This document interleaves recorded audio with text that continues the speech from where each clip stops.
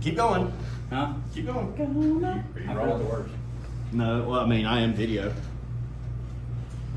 I gotta get this set up now. Hello, hello. That's not bad. Okay. So, I'm See, gonna I'm take not close to going this. too far.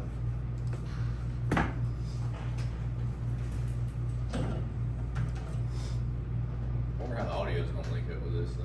I'm gonna cut it, You cut it. so we're just purely doing video. We'll edit that. Cliff will be like, what the? What the? Damn it, KO. The blueberry surprise. Smoking a gigabit over there. Josie saw it. Thank you for that. Yeah. I gotta write some words down before we... Uh-oh. What words are you writing? We're doing a word association. Oh, really? That's gonna be great. Come on now. All right. Check, check, check. Hello, hello, hello. Good there.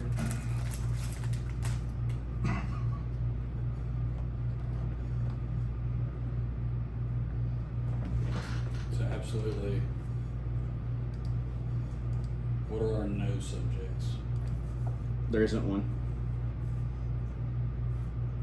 You typically just don't want to say anything about your agency. That's like, we want to try not to like specifically reference our agencies if at all possible.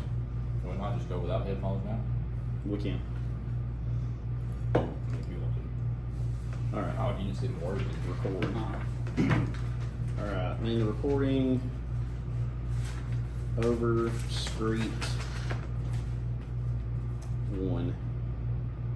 Record. All right, we're recording. We are hot. We are live. We are here. Save. You're recording regularly. Closing the tab. We'll lose the audio unless you save it. Awesome. I don't know how to save, but I'll save. Anyway. This mic's probably going to pick up a lot of me chewing. All right, so ladies and gentlemen, boys and girls, welcome to the first ever Stop Resisting podcast. That's what this is called. It's been a while. Yep. So I am Dusty Ford. This is Kevin Overstreet. the one and only, and Dylan Hall. He's chewing. So. Old Tropsicle. Mr. It's in the freezer. I gotta get it. He's like, can you get me? Do not forget it. Yeah. He said, can you get me a Tropsicle? I was like, Can I have what? just one, please? Sparkling green apple cherry. Green apple it's a man's fruit. Green Yeah. stone apple. We're gonna poll- Peruba and elderflower. We'll poll the audience. It's green in a little apple. while. It's green. Yeah. So See if it's any gators. Are we- Tropsicle. Are we live? We're live. Yeah, we're live. So we're In live. living color. I'm extremely nervous. Why are you nervous for? Oh, I don't mind this. It's, Oh. It's Hi, gonna be a Mom. good time. So, what's your mom's name? Sonia. Sonia. Her name is Sonia. What's Sonia doing right now? Ooh, Lord. What is she doing? They just moved. Okay, tell us about that. They just moved from Coleman. I was supposed to help them, but I got busy. I was playing golf, so I didn't make it over there. So they moved back to Gadsden now. Okay. Back over here to.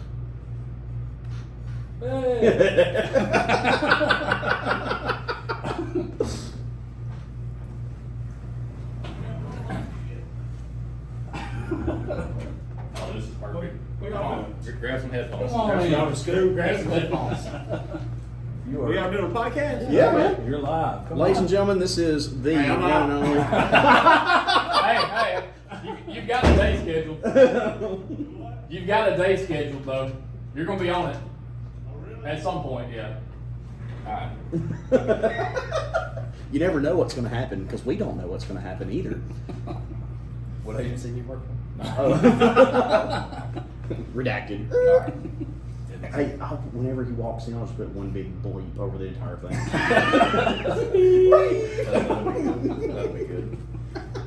Break it up a little bit. Just Yeah. make it like... All right, so back to Sonia being in Coleman. Yeah, she moved to Coleman with the Yankee husband. Okay. She just married a Yankee guy. He's from Ohio. All right. So What do we think about Ohio, man? I don't know. I haven't decided yet. I hear they're different there. They are. He's really really serious about Ohio State football. No, that's terrible. It's a big negative. Big Yeah, negative. can't do that. Big negative. No. We haven't gotten a fight yet, so I feel like it's coming though. I don't know yet, but every few minutes that he's there, I just keep like getting this overwhelming urge to just give him one good one right solid. in the mouth. Okay. Turn that mic down. Oh, is that? No, it's good. It's so Almond good. Burgundy. There's so much to cover with you that I Is there? yeah, I don't think that we're gonna get it all in one Well, episode. We're gonna try it. Well, I Let's do think it. what we're going to do, I told him earlier, we're probably going to do have him on the show, and then somebody else, and then him back on, and somebody else, Yeah. and he just be every second or third He'll be a person. recurring. Yeah, until the audience shuts it down. Okay. Yeah. Until they feel like they know what So, Kevin, I understand that you too, like us, have been or are a policeman. I am. You are a policeman. I am a policeman. I have heard a very funny story that you told me personally about one time when you were not a policeman and you had to climb a pole. Oh. Which pole was that? It was the power pole, and the kids were shimmying up it, and you were the old man. Oh yeah. So yeah, that was after my incarceration. So Why don't we, let's back up. I feel like I'm only here to corral this. I keep it, that's my only job for today, I think. there's nothing off limits. Is that the No, rodeo I hat? agree. The ringleader rodeo hat? Yeah, pretty much. Yeah, I didn't even mean to. He's got the clown part down for the rodeo. Oh. I like the angle of the camera. It's good from up here, you know. I'm leaned in for that purpose. Look at Are my we looking titties. at the same camera? Yeah, I think we're all looking at a different one every time. They say the camera has 10 pounds. Hey, did you know? How many cameras are on you? How many cameras? Maths. There must be more. Well, I always assume that there's 3 in case there's a certain individual that's still videoing me, you know. Oh, In case they want to, you know, never know. You never Let's back know. up. never know. What made you get into law enforcement, Kevin? Ooh, that's a good one. That's a good question. I'm not going to start with that for everybody, pretty much. So I got out of the Marine Corps and I started roofing houses, and I rapidly realized that was not for me. How long did that take? About 3 minutes, Yeah. probably. When the first roof that I got on, I was Just keep talking. the first roof that I got on. The first roof that I got on, my foreman cussed me more than any Marine Corps drill instructor ever had. And then that same day, I actually burnt the clutch out of a screw gun because I tried to screw a 16-inch screw in the ground or into the roof with it in reverse. So, and it was actually smoking. It caught fire. It was bad. You just stuck with it, huh? I stuck with it. I stuck with it. Just gonna keep You know, trying. It was. I gave it all I had. You know, I was the only guy on the crew that was not on a controlled substance like meth or something. So we didn't have lunchtime. We had like shake and bake. So everybody would go do their shake and bake time, and I I'll would get just you later. they'd all be in the porta potties out there, and you see smoke like coming out the window, blue smoke, and I'd just be up there eating my peanut butter and jelly. Like, you know, I don't know what to do. But hey, them guys can roof now. I'm not talking bad about roofers. I respect them. I've never roofed. I've hauled hay. Which is worse? Hauling hay or roofing? Square bill, Yeah, square bill. stacking hay. If you're stacking, it's worse. Yeah. I'm not loading on a trailer and then unloading it and stacking it. I think I was like 14. I went to Tennessee with my brother and some of his family. Roll Tide. Roll Tide, yes. They're all Alabama fans. So I go up there and I thought, I'll be on the trailer. Well, they're all having to throw bells up. And I said, that'll be easier. No, there's not that easy. No, the stacker's job is actually harder because you touch every single bell. So I puked off the side like 3 times. And then I got cussed out by my brother's family, and it was awful. I'm also not a farmer. I realized that day. I'm also not a hay farmer. So If you're like me, I was younger, and so I'm like, I ain't wearing a long sleeve shirt. I'm gonna go sleeveless, you know, because there were no women out there. I don't know why. I just had to go sleeveless. So yeah. well, if I was built like that, I'd go shirtless all the Oh time. yeah, I'd never have clothes on. I mean, yeah, I could go shirtless right now. You could. I mean, I kind of feel. You could. You know, like, we'll wait till later. So back on the subject. I got not my drink over here. My manly Celsius. So roofing wasn't for Hey, me. speaking of controlled substances, you know there's like traces of like methamphetamine or something. Oh no, it's think he was talking about Coca-Cola in the old days. No. Yes, but no. It's actually cyanide. There's 5 times I the heard normal this. human consumption of cyanide. Somebody told me this yesterday or the day before, but you know, it's whatever. So you are still with it. I've lived a rock star life, you know.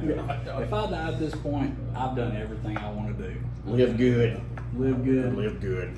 Yeah, live good. All right, so back to your story. I'm sorry. Oh yeah, so roofing wasn't for me. I worked for a moving company, also.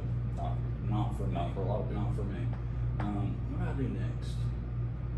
Oh, I tried to get hired everywhere, and nobody would hire me. I think they all thought I was crazy from the military stuff, which turned out to be pretty true later on down the line. But no one would hire me right off the bat, so they all want, you know, like the county wanted me to work in the jail, and then Gadsden, they were gonna hire me, and then I was like, you know, I don't even care. You tell your story. You know what? You tell your You know what? story. So You let's preach, just talk brother. about this. Let's just talk about this. So Gaz is like, man, we would love to hire you. We'd love to. So I'm sitting there waiting, you know. Well, then I started feeling that because there was a time, you know, when things were going on. Maybe or maybe not, I smoked some marijuana. Yeah. Okay, you know, Allegedly. you know, at a time, and I felt bad, and I had already passed everything. Like, I mean, I didn't pass the polygraph, but I'm pretty sure I would have passed that either way. But I didn't want to. I wanted to be not an integrity violator, so I told them about it. So then they didn't act like it was any big deal. Went through the civil service board. They loved me. I thought, I'm getting hired. About 3 months go by, and I get a call, and they're like, "You're no longer eligible for hire." So then I went to work at Cracker Barrel. And Oh yeah. so that was the Cracker Barrel was pretty cool because it taught me how to like actually interact with people that weren't in the military again and to talk again. Because when I first got home, I could not talk to people. Like, I just couldn't even carry on a conversation. It was just all I could think was military stuff. So, but yeah, finally, Altoona gave me a shot. Johnny Grant, loved him. He gave me a shot out there in Altoona and worked there for a little while. And then I went to Glencoe for a little while, locked it out there. And then the county hired me. That was my 3rd time to put in. Finally, I think Todd couldn't, Todd was just like, well, he ain't never gonna leave us alone. So he finally hired me. Love you, Todd. And We had one rule before we started this: is don't mention agencies, and you fit everyone in the county. I don't even care. Well, who cares? You know, we're just talking about it. You're gonna edit the whole episode? I mean, Yeah, we're gonna bleep it like we did Scott. oh, you're gonna bleep all the. No, They know who I'm talking about. So, but yeah, that's where it all started. Can't beat that. Couldn't do the roofing thing. No. I actually didn't like police whenever I first. Actually, did not like them at all. Like, actually, there's a Facebook post. It's funny. It shows up on my memories all the time, and it says "F the popo." I posted it after Gadsden told me no, or that agency Not as a from joke. over here told me no. The Not as a agency. joke. The unspecified agency. Unspecified with public the agency. with the capital G on all their cars. Yeah. The one that you Okay, read some. Oh shoot! How long did you stay at the county?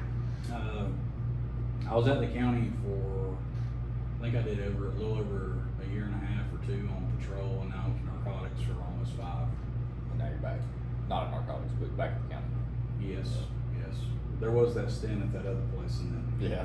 the wheels I mean, kind of yeah, fell off it's- everything, and Hey, very. it is what it is. We had fun. I had a great time. Got a lot of really good pictures. Where do you we work? can put. Where do I work? Yeah. At a place. Oh, okay. What you? Unspecified. Unspecified public agency. It kills me. I know, right?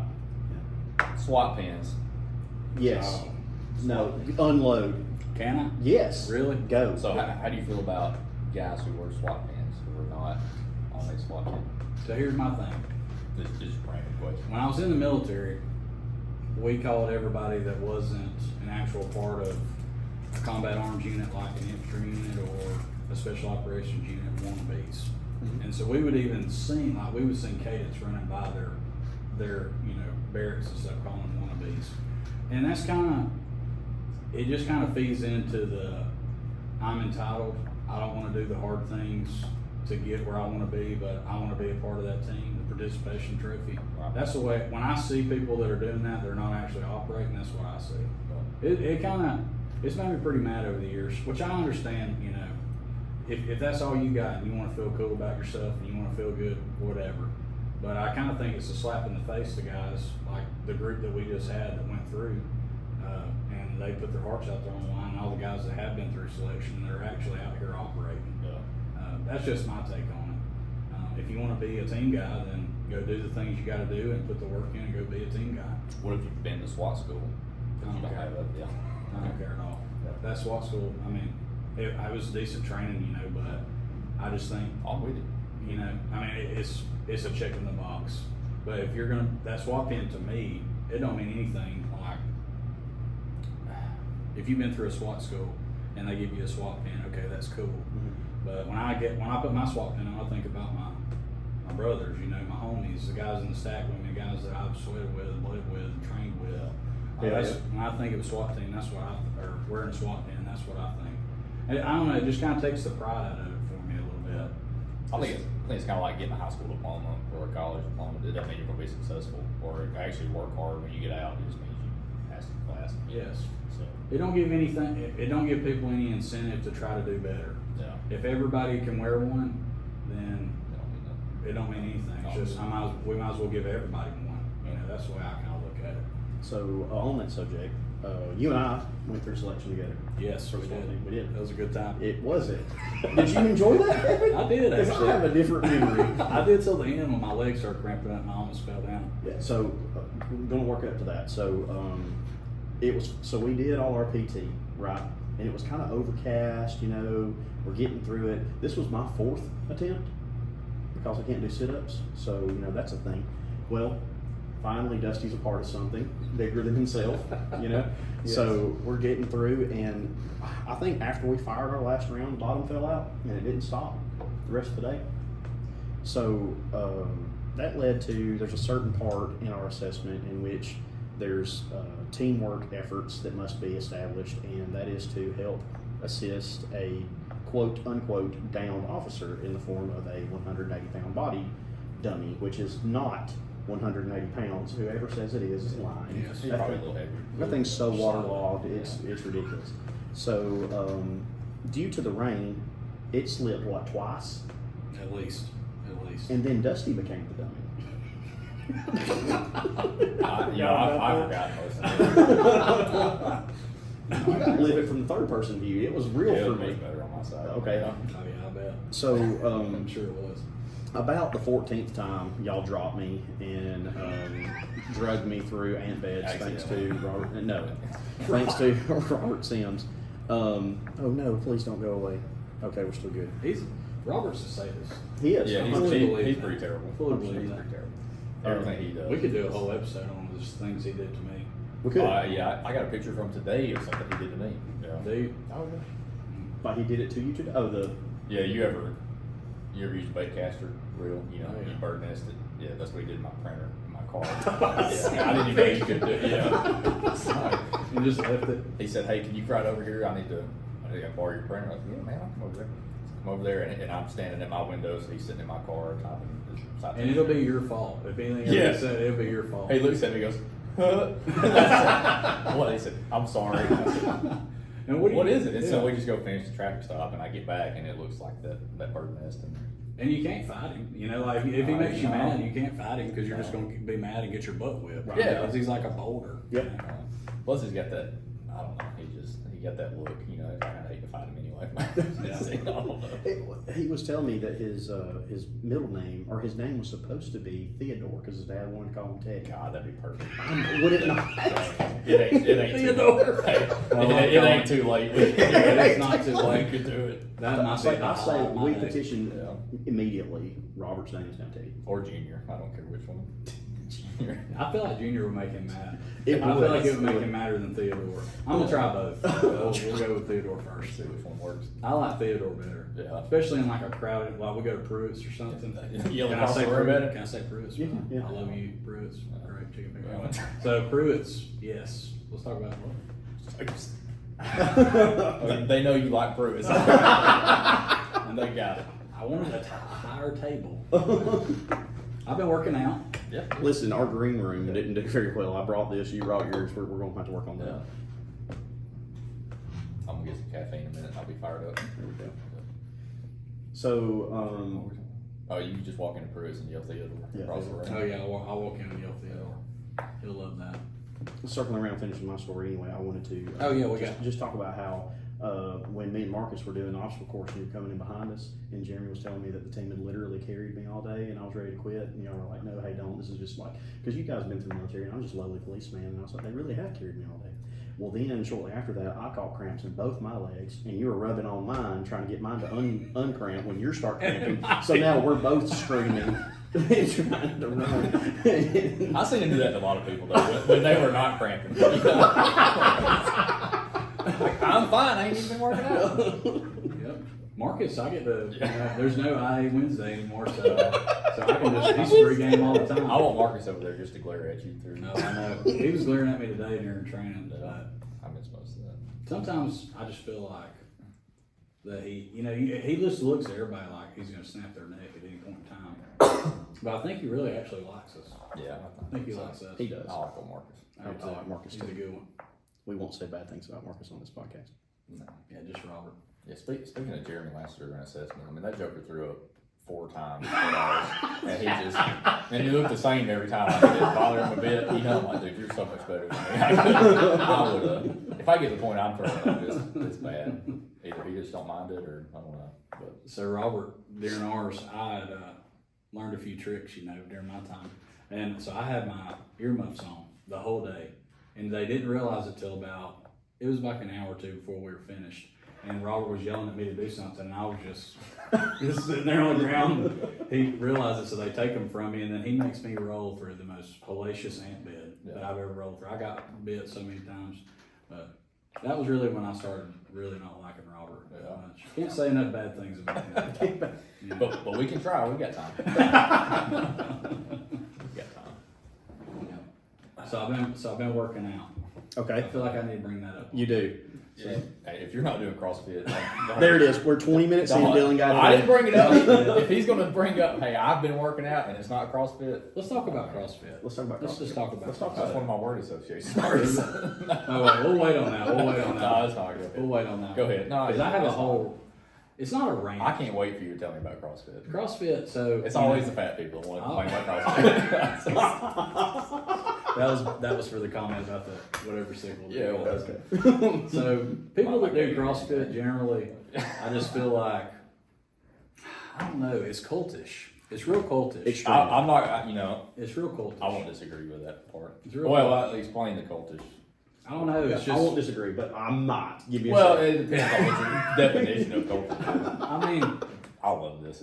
they just bring up, there's always got to be something to do with CrossFit. I don't know. Those groups are always just real tight. They wear the same clothes, Yeah, same clothes. What clothes is that? little to none. Yeah. Workout Small. clothes, I'm better than you. No, that's because they're sweating. They're actually working out. It's not like at the grocery store. I can't speak for eyes, so. There's a commercial of him with his shirt off. He thinks that no one saw it, but I have it recorded. He is wearing no shirt, and he's in there. It's he's not doing me. curls. It with ain't them. He's me. like, it wasn't even CrossFit. He was curling. Oh, I the understand. CrossFit gym that he attends posts him regularly. Oh, they do. Look, They do. that's probably my brother you're talking about. No, it's you.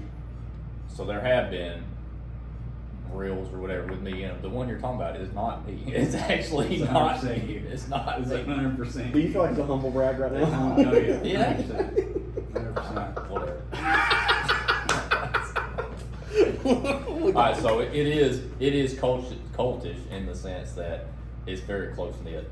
I'll put it that way, because like I wouldn't go work out. Like I didn't go to the gym here or to the department gym to socialize. Like I put my headphones in and I go work out, and I didn't need motivation to work out. But I look forward to going to CrossFit because everybody's there. It's like you're working out with your buddies, and it's fun. So it is cultish in that sense. The clothing wise, I mean, I don't feel like I can fit into clothing. Do It's 6 feet you up. or do you not own No Bulls? No, Do you or do you not own Reebok? I have one pair of Reebok shoes. Do you or do you not own multiple sleeveless shirts? Don't I lie. have one sleeveless shirt. That's a lie. I swear. That to is you. a lie. Come home with me. Did you hear this? He invited. The invitation has been extended. Invitation is there. I've been waiting for this for 10 years for him to invite me to go with him. When I say home, I mean the camper. It's not that bad. So y'all are building a house, right? Yeah. Y'all are. We're going it? to CrossFit. We're going back to CrossFit? I ain't done. All right, so CrossFit. Here's another thing. I don't drink Fit Aids. Alright. I drank one. Red booty juice. You drink worse, those online things. I drank one. I'm about to go get That are one. called, whatever, Turnsicle. turnsicle or dropsicle. Yeah. So, Have you had one? no, I haven't. The I cherry tried ice one of one the, is good. I tried the fruit punch, I didn't like it. Nah, that's not good. The I think- the icy one that you made, that was really good. That one was, Hawaiian I do like Yeah. the slushy one. Yeah. I blue do like slush it. is good. So I think it's just not for everybody. Oh, yeah, It's I'm just not- one of those, Yeah. you know, So, So- the thing, go ahead. Well, I was gonna say, so normally what gets brought up is y'all are cheating at pull-ups. That's usually the first Oh, thing that's yeah. said. I mean, you are, but. Well, so still- we probably do more strict pull-ups than anything, but I hope John is not watching this because he don't critique everything I say. But Dylan's not a good representative of CrossFit. I'll call him in a minute. Yeah. John, you gotta listen to this podcast. He remembers reads. If we get into this So- far in, I think we get paid. Do what? If we get into this far in, we're paid. Yeah, we can get him a banner. Yeah. Wall. We need all our sponsors back here. Would you like to sponsor an episode?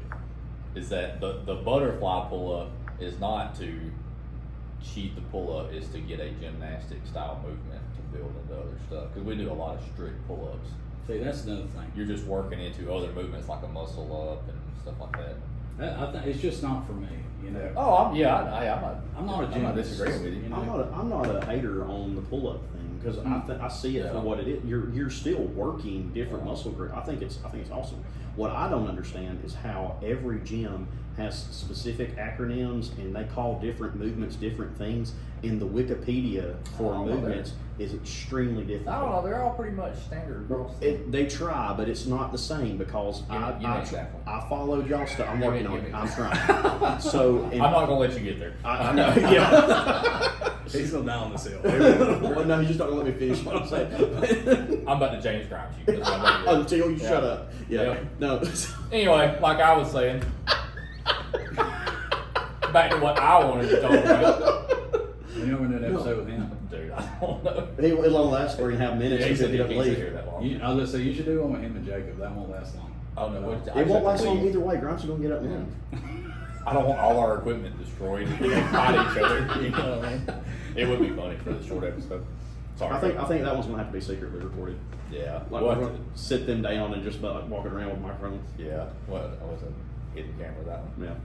But anyway, like so first of all, the workout is prescribed, so it's RX. Okay. Yes. So I had to learn that for a minute because I didn't know what RX meant. I thought it meant like, you know, R times and then whatever was coming. I didn't know what R was, so I was That's confused. not our fault. No, It's no. on every pharmacy.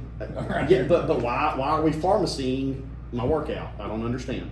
All right, so then moving forward, so then it's like you have AMRAPs, you have MRAPs, you have There's no MRAPs. Greek raps, you know. Gyro. or Gyro. What's the movement you always say? I'm looking for the. Oh baby no! five Oh no! later. Stand by.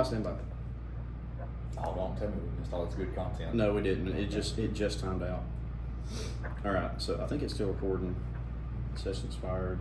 Save any recordings and sign in again. All right. Stand by. You know what I imagine this podcast being is like us, very professional, asking questions. What made you get into law enforcement? What did you do with your career before, after, you know, all this stuff? And it's turned into exactly what I thought it would, which is us just roasting each other. Oh, Which is better. Which is I better. never saw it as the first thing. Well, I mean, no, I knew it ended up this way. But it got there quicker. Well, we can still get there. I mean, you can It got there still, quicker, you I can thought. throw it all in there. But No, I like it. I'm good. Yeah, this is great. Stand by, guys. Yeah, we're just sitting here roasting CrossFit. This is whatever. I'm having a great time. This is fun. just don't interrupt it. God forbid we run a mile every so often. You know what I mean? Oh, we didn't talk about that. Did you see Grimes interrupt me after I told the story about him interrupting me? Yes. And the story was about him help interrupting himself. me. Did you see that? That was Yes. 3. And then you told me about him. You were talking to him about that at the mall, and he was like, "Oh, about some light or something." Dustin, real quick, just Okay. We still recording? No, we're not. Dang, how much did we miss? Uh, Let me get my drink. okay, yeah, go get your drink.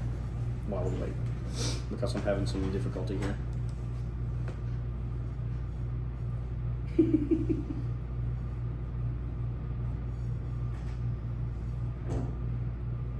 Brittany texted me again and said, please don't embarrass us. Oh, it's too late.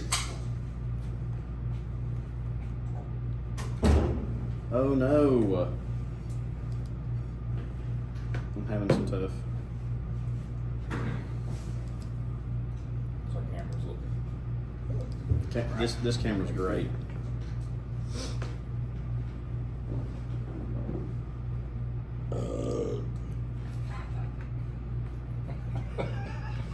Echo. It's not.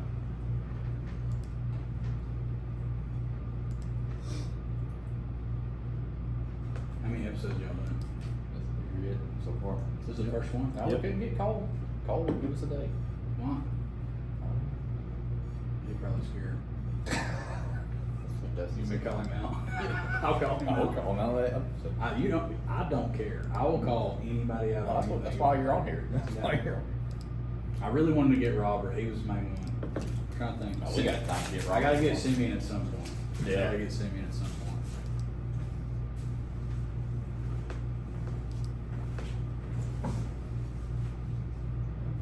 Internet's hurting, guys. No. That's the only drawback to being here. Scott's out there with a 9 o'clock. Cutting the cord. What about my Wi-Fi? You better. Well, it's going to be. It might do the city access thing where because I had GPD mobile, but it wouldn't pull up this clean feed thing that I have to use. So when we come back, I should have my shirt off. With a cowboy hat on. Anyway, like I was saying. Like I had said.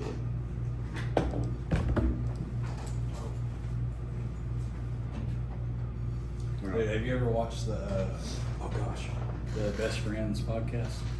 It's got he's an Asian dude. I can't remember his name, but he is freaking hilarious. He's been on Theo Vaughn a bunch of times. He's hilarious. We'll make sure we check our levels here.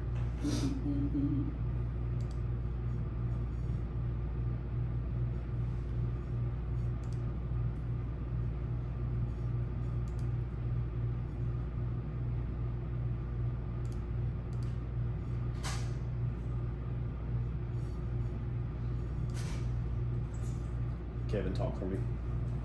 Hello. No. Oh, Sit up and talk. Hello. 1, 2, 3, 4, 5, 6, 7. Ooh. 7, 8, 9, 10. Hello. Come on. Hello. Testing. 1, 2, testing. Run. Dylan, talk for me. Check. Don't lean in. Sit back and Kevin. Check. Good.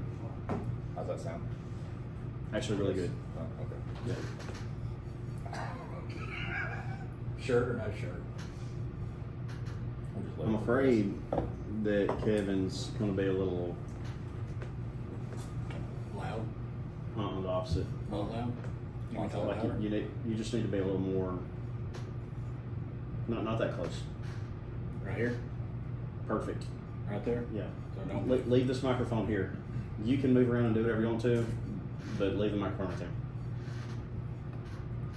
I'm still creeping. This is actually comfortable. All right. Overstreet 1.2. Record. For Facebook.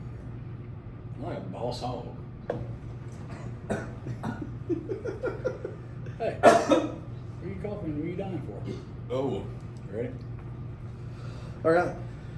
So we're back. Oh. Sorry guys, we had actually lost our internet communication. Anyway, CrossFit. CrossFit. All right. So Try to tear it down. I will work on that. So anyway, I was learning how to do the CrossFits, and I do stuff at home to try to be fit and be, awesome. And that wasn't going so hot for me. So I would actually use your gym's workouts, and then I'd have to cross-reference you for WTF is this, and then you'd have to explain said movement. Which really, if you would just go to the gym, you would understand what it meant. So again, I have to buy into said cult. So let's talk about that. Buying in. It is insane. Insane. That's the other thing. That might be really the only thing I hate about it. It's like, oh, you want to come do CrossFit, get in shape? $300 a month. Yeah. Like, no, I'll be fat. But And you're I paying can for justify programming, failure when I'm Kevin. 40. Kevin, Huh? you're paying for programming. What does that mean? That's what they call the people that's like design the workout. They program. Then let me ask you this, and you may not. This some people don't. Like Jake studies enough into it that Keener that he doesn't get bored with it. I don't think like he can mix it up enough. What? What? Are you like? You guys should look at each other, cowboy. That's gonna be so good. We got caught up like a bug zapper. When you go outside and have a showdown. What was I saying? Jake. Oh, Jake. So I mean, he'll study it enough, and he can swap up his workout routine or whatever. Whatever. That now I'm thinking about it. That works good for him. So you are paying for programming, but they do it enough, and I think Thello is very good. John Mayfield is very good at programming it, mixing it up, making it enjoyable that you don't get bored with it, right? I would like to say, before I'm roasted publicly for everything, I did very much enjoy the times I've been to Fellow and the workouts that I stole and all the good stuff. I mean, definitely good stuff. Like I didn't work out. I didn't go to the gym to be social. Like I said, I put my headphones in and did whatever, but I enjoyed going there because you do work out harder because you're like, even if you don't say it out loud, I'm like, I don't want that guy to beat me, so you're constantly trying to better yourself and outdo somebody. And So I'd like to excuse you from this next question. Do you enjoy working out? Be extremely honest right now. No. Thank you. No. Thank you. I hate everything about it. I do too. I really do. The feeling afterward is nice. The results, cool. Exercising sucks. Yes. Especially when you're with people like Dylan. Yes. Or because Kevin they're good Hassel. at it. Kevin Come on. Hassel. That was another Come one. on. That's probably why I hate it so much, because when I was doing it with him, he just destroyed me. I mean, he didn't mean to. Like, he was just doing normal stuff. I think he actually was taking it easy, but those CrossFit workouts, they're brutal. Oh, and I don't think it ever gets easier, man. Because like I thought I was in shape before I went to CrossFit, and I got there and I was easily bottom of the barrel, and I said, "Oh, this ain't good." He's over here talking about, hey, I want to beat the guy next to me and I want to be bad. And I'm trying to decide how I can scale said workout to survive. Yes. Oh, That's I scale- it. Make it. Survive to the end of it. Yes. Hey, I scale workouts not every day, but more than our exit. I'll put it that way. Let me tell you a More than our story. exit. Dylan's like, hey, it's Go spring get day. it. Let me tell you, scale yesterday. Do what? Come hang out with us. Yeah, come to workout. He taught me into it. Like, No, I'm this gonna is show a true up. story. I know. I'm gonna show up. Yes. Okay. So we get there, right? Hanging out, everybody's super cool. This is a Saturday workout, okay? So Saturdays are kind of laid back, like the coaches don't get up there, and during the week they'll get up there and be like, all right, everybody do this, warm up together. You just kind of warm up on your own on Saturday. So go ahead. Yeah. I have no instruction. Right? On the board, it says you need to row for a minute, and then you need to do another, like I think it was deadlifts or something. It was something. I mean, it was part like while the other one's rowing, you're doing snatches with dumbbells, and that's whatever, right? So they start this clock for like 15 minutes, and I'm like, all right, this is the workout. Here we go. I get on the rower and I start going, and I am rowing, baby, getting it in. Dylan's stretching, whatever, because like that's the workout. I'm not thinking anything about it, right? Yeah. I've been rowing for like 3 minutes. I am roasted, and I get off, and I'm like, and I go to pick up snatch and start moving. Dylan goes, "What are you doing?" And I said, "I'm doing the workout." And he said, "We ain't started yet." This is I think he said, "Man, that was good." Man, that was good. Probably real good here. Yeah, I was done. He goes, "That was the warm up," and I go, "What the?" If you like that, you just wait. So about a round and a half later, I'm in the bathroom puking. And I come back till not done. I'm telling you. So anyway, I started the workout during warm up because no one told me. It was a If part of the workout. If I do a workout and I'm roasted like that, and then they say that was the warm up, that's where I turn into SpongeBob. And it's all right. I'm gonna head out. I'm gonna slap my leg and go sit in the car. I'm done. Done. Nope. Done. All that being said, I agree with you that it is cultish. Not like a sick cultish way, but it's tight knit. So I'll take we'll take it off CrossFit for a minute. Okay. Also, I thought I enjoyed doing free weights somewhat, as much as a person that hates working out and wants to just be able to sit on their recliner and watch TV can. So Most of the big heavies really. Robert like free weights. Robert made doing free weights worse than CrossFit for me. I believe it. honestly. I believe it. So, quick story. When we were in narcotics, it was when I was getting ready to come to selection for JSOC. And so Robert's like, come work out with me. We'll do chest. And I thought, how bad could it be? Robert used to be a power lifter. He's probably got some good. So Robert didn't work me out for the purpose of helping me. He just destroyed me until I couldn't lift my arms. Like how usually like the second day you're sore? I felt that immediately. So later that day we're doing an operation where we're gonna have to run up and get someone out of a car really fast And use your arms. and use my arms. So I go over there. Luckily the door was open. The driver's side door was open. I make contact with the driver first, and I go to grab him to pull him out of the car, and it was just limp noodle. I went, and Robert's like, "What are you doing?" And grabs me and throws me out of the way and then drags him out. I said, "This is your fault. This is your fault for your crazy workout." Yeah. So, I mean, it just depends on the person a lot of the time if you're working out with somebody. I think it's all what you want. You're right. It's not for everybody. And I think everybody could do it if they wanted to, but not everybody is going to enjoy it. Just like I'm not going to enjoy going to the gym and liking Robert's workout. Probably. I mean, I would do it and it would be fine, but that's not my favorite thing to do.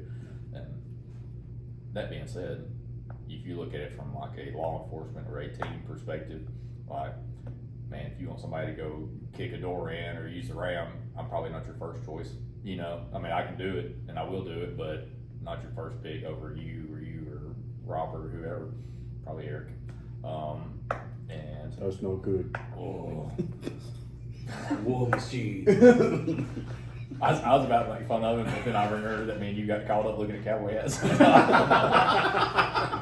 I'm not going to do it. I've asked him multiple times to spell annihilation. He's yet to do it. Isn't that the name of their tech? Yes.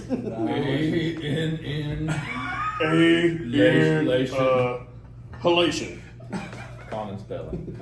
Are you familiar with that? I'm just ready for Daniel to join the thing. I'm ready to see He gonna do Daniel it. there. He gonna do it. How do you lie? Why did he? Yeah. But he just go in there and break them up and yell at them. Y'all quit it. Y'all quit Y'all it. like idiots. Wearing your little leotard spandex. I got a stallion can't be contained. Yes, you got your pajamas on. Oh, man. Rest in power.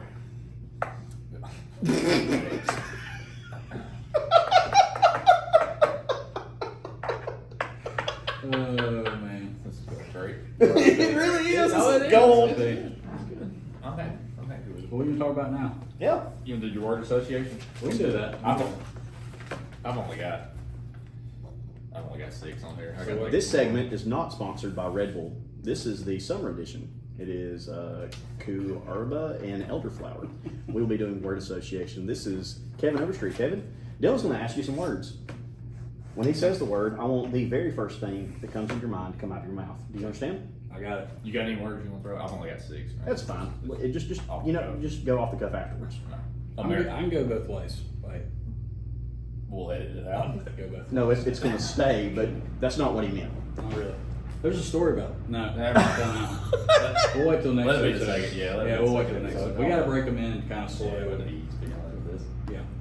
Where's our on-air thing? The first episode. When he said that, Talk reminded about that. No. Being When he said that, it reminded me that my grandmother watches this because or listens to it because she got us on air. Was it Mama or Nanny? So I'll be Mama, 100% honest with you. It's in the truck, but I'm out of outlets. No, that's fine. We'll get on the next one, Mama. Yes. Thank you, by the way. Yeah, Thank you. We appreciate this has you. to succeed now. Alright, you ready? Okay. America. Freedom. I knew you said Post Malone.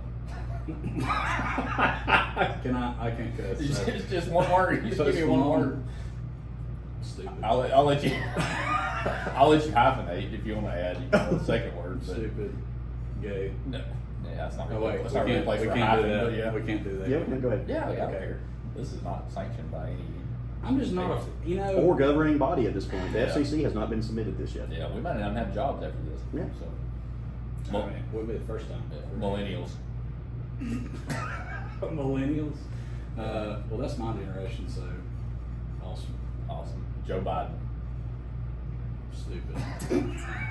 A lot of stupid happening right now. Stupid. James Grimes. When I hear him, I just think of Jacob. I don't know why. I don't know why. Because Jacob. James Grimes. whenever them two get into it, it's the best. It's like the best thing I've ever seen. I love it. Tattoos. Criminals. Yep. No, Criminals. what? No, yes. Yeah, unemployed. Covers up arm. Yeah, That's all I've got so far. Yeah. M&M's. White rapper. Halloween.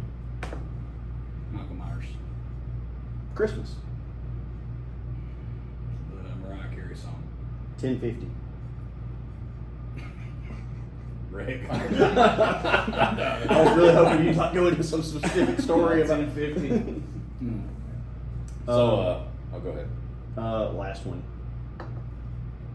Never mind. I'm gonna retract. How long were you in the Marines? 8 years. 8 years. Yeah. You got any good stories? No, I've got much. Just depends on which ones we could tell. Yeah. Were you at the Captain Phillips? I was. Yeah. I was. Well, I wasn't there. I was. But you were part of it. I was a part of that. That was my first deployment. We did a. They were when SEAL team was taking the guys that captured Captain Phillips out. We were taking the mothership that those pirates came from. Yeah. Yeah. Pretty cool. Yeah, it was not as cool as I thought it was going to be. What was your role? So I was, you already knew. See, you knew it. So I'm telling myself here. So I was our. You got so many cool stories that I just want to get this one out of the way for you. So I was our ladder guy, and BBSS ladder is like this wide to board a ship with, but it's really heavy. It's metal. So I had the hook, and I was supposed to hook the side. Well, we got alongside of it, and I threw the hook out, and it bounced off the bow of the ship and fell in the water. And so I'm getting screamed at, and everybody's like, "We're gonna die! We're about to die!" We're just waiting on AK fire to rain down on us, and it didn't. So I finally get like all of my weight, pull it up, and we get up in there, and then there was nobody up there. They were all in the bottom of the ship, and they acted like it was Christmas when we got down there. Really? I did. Glad to see you. Yes, glad to see us. We got them, put them on a Coast Guard ship, and put like concertina wire all around them in the bottom of that ship.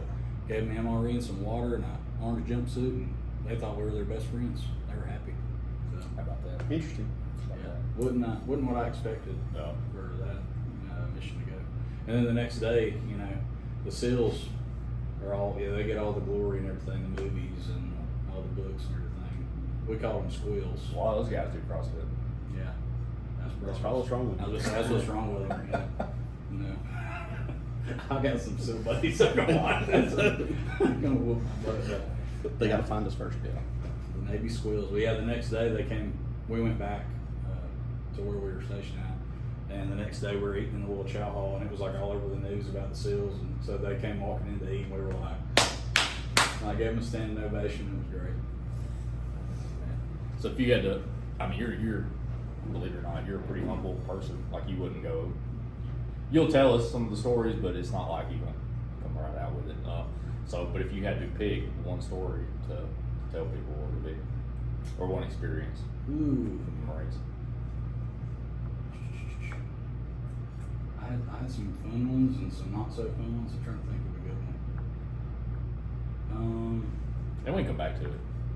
Yeah, let me think. We'll come back to it. That's I a gotta lot. think about That's it. a lot to filter through. Okay. Well, I'll circle around. In the meantime, while you're thinking about it, do you have any really good Charlie Shift stories? Charlie shift stories. Night shift patrol. When all three of us were together. Night shift patrol. Um, That was a good shift. It was a good shift. It was That a was- lot of fun. Yeah. You know the- job we had before we yeah, us, Cody Owens. Mm-hmm. uh, Landon Allen. Yeah. JD. Yeah. JD. Not a lot of good hearing on this shit. Braxton. Yeah, no. That's a good story. Me and Cody. I'd love to tell it to people that can hear it. All our listeners. Dude, y'all doing a podcast is weird because you can't hear it. So it's like, Yeah, I know. you're not gonna be able to listen to it. I have to look at Dusty or I don't hear anything he's saying. Go over. Hey. It didn't move. Nice. Should I wear it like this? No, I like don't think that. so. Yeah, I don't think so. So this is a good subject we can talk about too. That brings me to the camaraderie that we had. I feel like that's kind of getting lost in law enforcement, and loyalty to each other, just that brotherhood. I feel like we've lost that. I don't see it on any of the shifts where I work anymore, hardly. I don't know, it might be different for you guys at Gadsden, but you know, I don't know, things have changed a lot. Even just since, and I haven't been doing it that long, and even just since I've been in policing, it feels like things have changed a lot. And it's not so much about protecting each other and working together and, you know, going out and hanging out with your buddies outside of work, the guys you are out there with. Now it's like all about me and how I can advance, and I'll step on whoever I got to do that. And I don't know, and I mean, that might just be my experience, but No, I don't think so. I think that, and I mean, I'll just speak on my experience, would be that, so like when we were all on shift, most of us were about the same age, probably. I mean, I don't think there's anybody. I mean, Braxton was a little younger than us. Yeah. But, I mean, that was as young as it got, though. Yeah, and there are some guys, there are a couple of guys on Gaskin that were a little different, you know, like Gaskin. I don't think Gaskin really talks like that. He was making fun of somebody and it's stuck, and now he can't Now go he doing can't. it. He can't stop. He just talks like this all the time. with his service cap. Yeah, with a certain. Anyway, I'll get to Gaskin in a minute.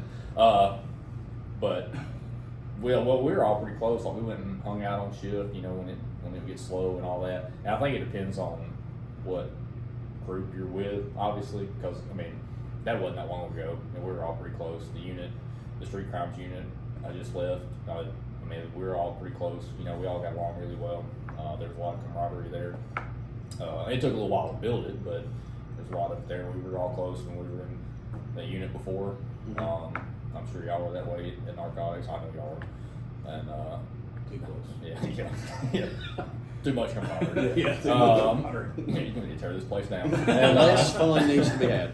And but there's definitely a difference between us and even, I say, the next generation, like 5 years, 10 years younger. You know, there's definitely, you know, Yeah, definitely. something. I've noticed that, you know, maybe, and like I said, it's different everywhere, but the guys just don't, and it's not even just the camaraderie and stuff, but I don't want to call them kids, because they're men, they're on, you know, they're doing the job, but they just police differently too. And I think we've got a lot of guys that are, you know, like what we talked about today with the, can I talk about this? I don't know what you're talking about. SSGT. Oh, man. Let's wait a minute. I don't care. Go ahead. for it. Go ahead. I don't give a So, damn. you That's know, just a job. when you got guys that are not even going to do something that could potentially save their life just because it might be a little bit more, I'll say, violent, No. even in a controlled environment, that's a problem. I guess I don't know. I feel like there shouldn't be an option for that. Yeah. And it bothers me that we have so many guys out here, especially younger guys, that maybe they have the will to, but they don't have any, you know, they've never been in a fight. Yeah. They don't know what's going to happen or how they're going to react, and then they're not even wanting to do the training for it. I think that's part of the younger generation too. A lot of them. Now, I mean, there's some that are.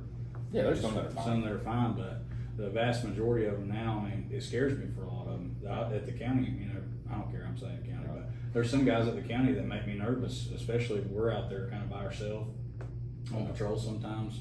And I worry about them, you know, because a lot of them guys, I don't know how they would would handle themselves in a fight. I mean, I'm not saying I would get my butt whipped, but it's just different. This is the whole demographic is different of law enforcement now.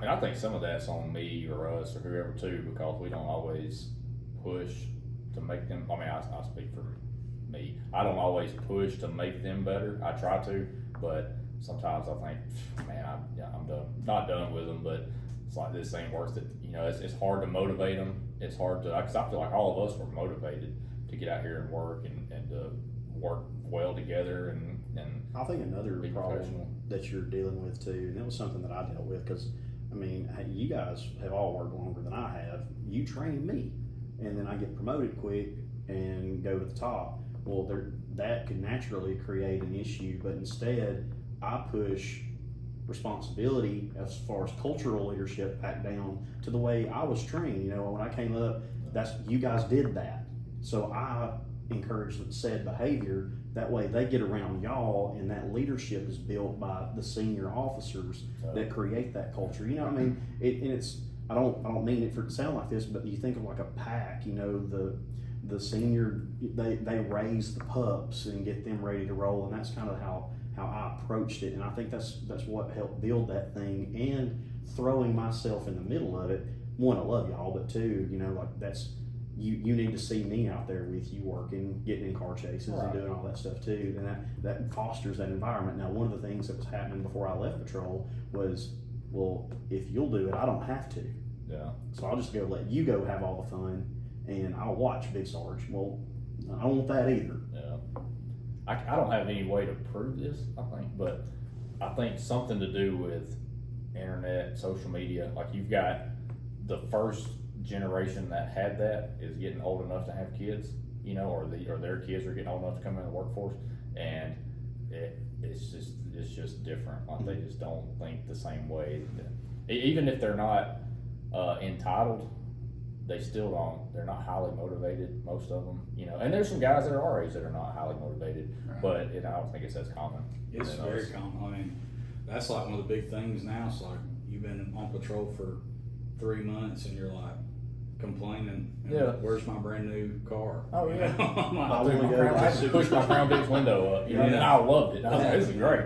Yes. It's like nobody understands the pay your dues and put your head down and work and, you know, get out there and get after it and earn that, you know, anymore. I will say, and it's something that I'm learning because I'm in a lot of leadership stuff now and kind of moving forward to that. And there's definitely like a change that's occurring or something that needs to be looked at, because in police leadership, the way you're talking is the way everybody's used to. You pay your dues, experience is what gets you where you need to be. And while that is so, I think what this newer generation is seeing is just because you've been there doesn't necessarily mean you're the best at it. Very true. And I want to be the best at it, so get out of my way, old man. And you kind of run into some of that. And I think that somewhere there's a happy balance. I think that something that the police side of our law enforcement in general is going to have to start looking at is, hey, how does this person's resume and attitude stack up as to where they're going? I think we need to start really looking at that from a top-down view, like career planning. We don't do that. We very much, in a lot of stuff we deal with is political, you know, in certain places. You know, some sheriff's offices, that's what, you know, you're working for the man that was voted in.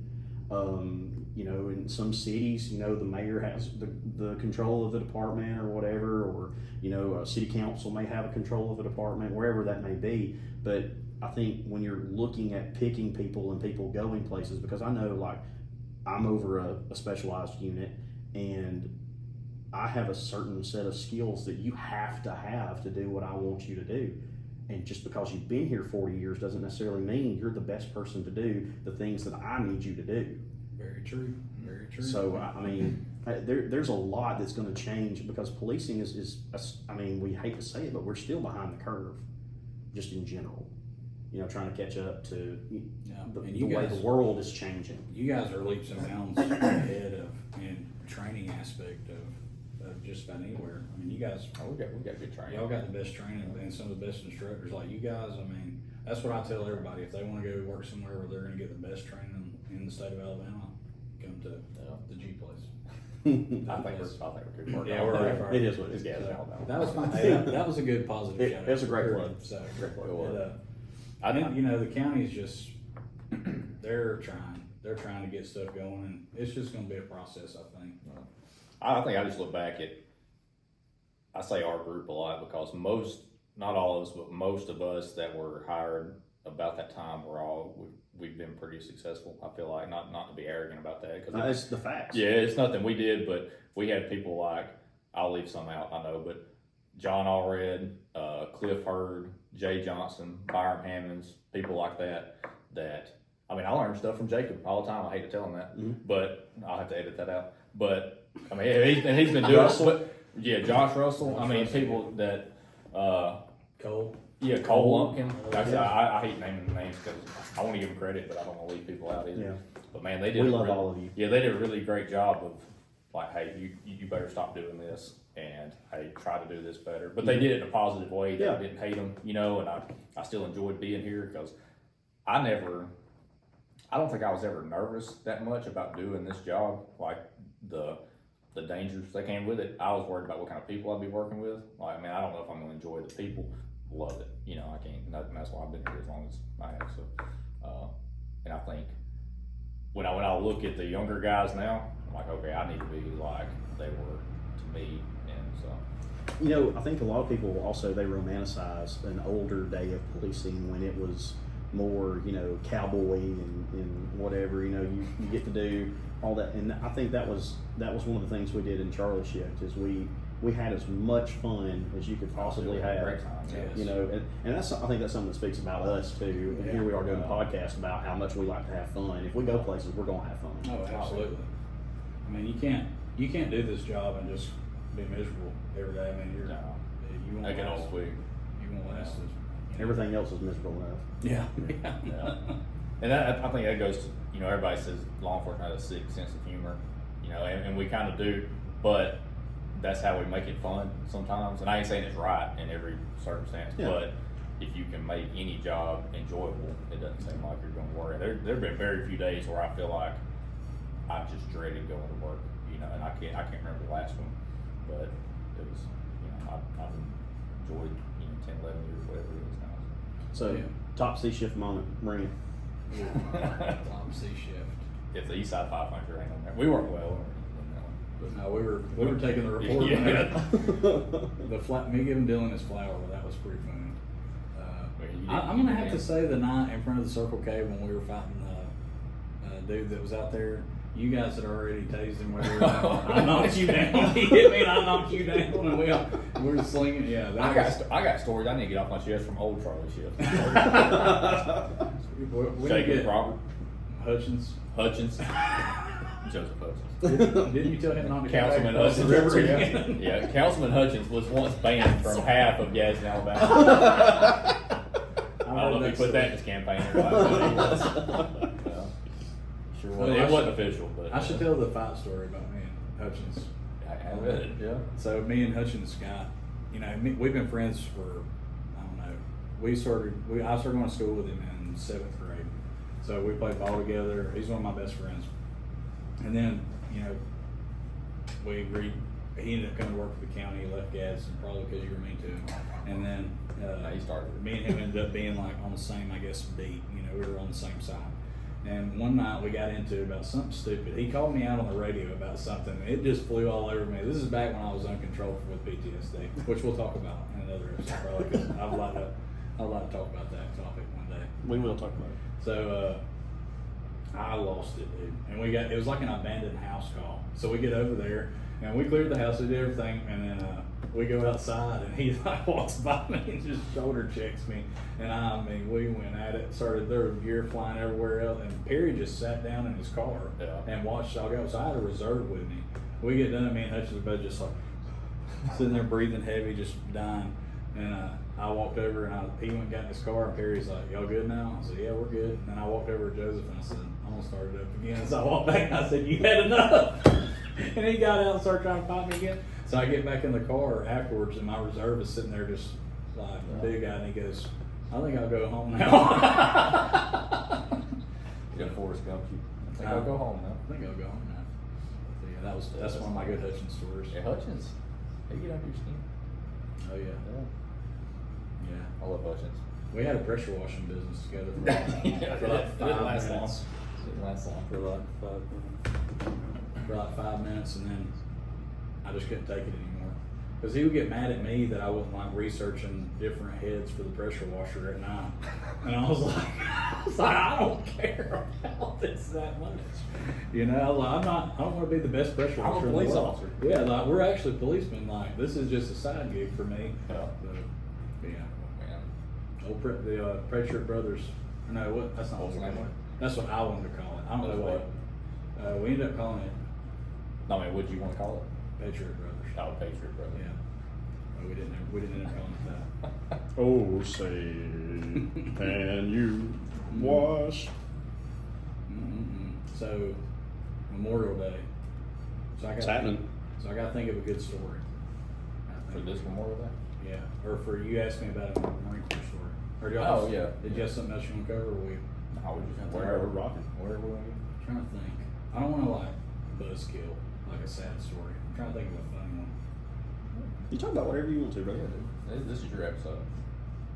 I will jump in and give my opinion, you know, when I feel like it's you know, worth it, but I want this show to be about the guest. I'll tell you about the first. Let's talk about the first time I ever got shot at. We'll talk about that. That was pretty funny. So we were in Sangin, Afghanistan, and we were on patrol, and we had these PSYOPs guys with us, and they were carrying this speaker around, and we had went down into this sector that was a known Taliban controlled area, and they had just recently like made a bunch of comments that like we came down there that they were going to kill us and hang our bodies from the mosque and all this stuff. So as Americans, what do? Yeah. We go. So we went, of course. And we get down there, and so the PSYOPs guys, to just add a little cherry on top of the disrespect, they were walking around screaming Talib Cooney in their little speaker box, which I mean, Yeah. it means Taliban is faggot. So, and so we get down there. Well, they were in fact very upset about it. Turns out they weren't kidding. They waited till we got down like right up against the river, and we were out in the open, and they ambushed us. I would get never figure out what size the group was. This is actually the day my buddy, he's from Prattville, got the Bronze Star for this. But we started taking fire, and they were also shooting mortars off the side of the mountain. And we had this dog that we took on, which I don't know why this stuck in my head, but we had this dog that we took with us on all patrols, and she actually ran through the line of fire and got shot, but lived. She lived. She took a bullet. But I had never, up to that point, you know, been shot at. So I don't even remember, but I had 10 mags, 30 rounds. I shot every single round in probably less than a minute. And I just had a pile of magazines laying right here. I dug a trench with my chin, trying to to where I could get down far enough to get away from the bullets. And they had us in like a 3-side ambush. And my buddy Cantrell, he stopped the whole ambush with a thumper, semi-automatic grenade launcher. He shot a couple rounds into the compound that they were originally shooting at us, and then he shot a bunch into the wadi. And then they started kind of egressing, and then he hit the next tree line that they were egressing to. And then another Alabama boy from Sylacauga named Daniel Ledbetter, he busted the mortar site with a rocket. How about that? Completely Bama boys? stopped. Roll Yes. Tide, baby. The Bama boys Eagle showed or out. whatever. That's what I'm talking about. It was one of the best days. And then I shouldn't tell that part. Yeah, well. And then I shot a guy off the back of a motorcycle when they were egressing. So that was the first time I'd ever done. 301st round. Yeah. Was not my mag? Not my mag. Not with my mag. I had to borrow one.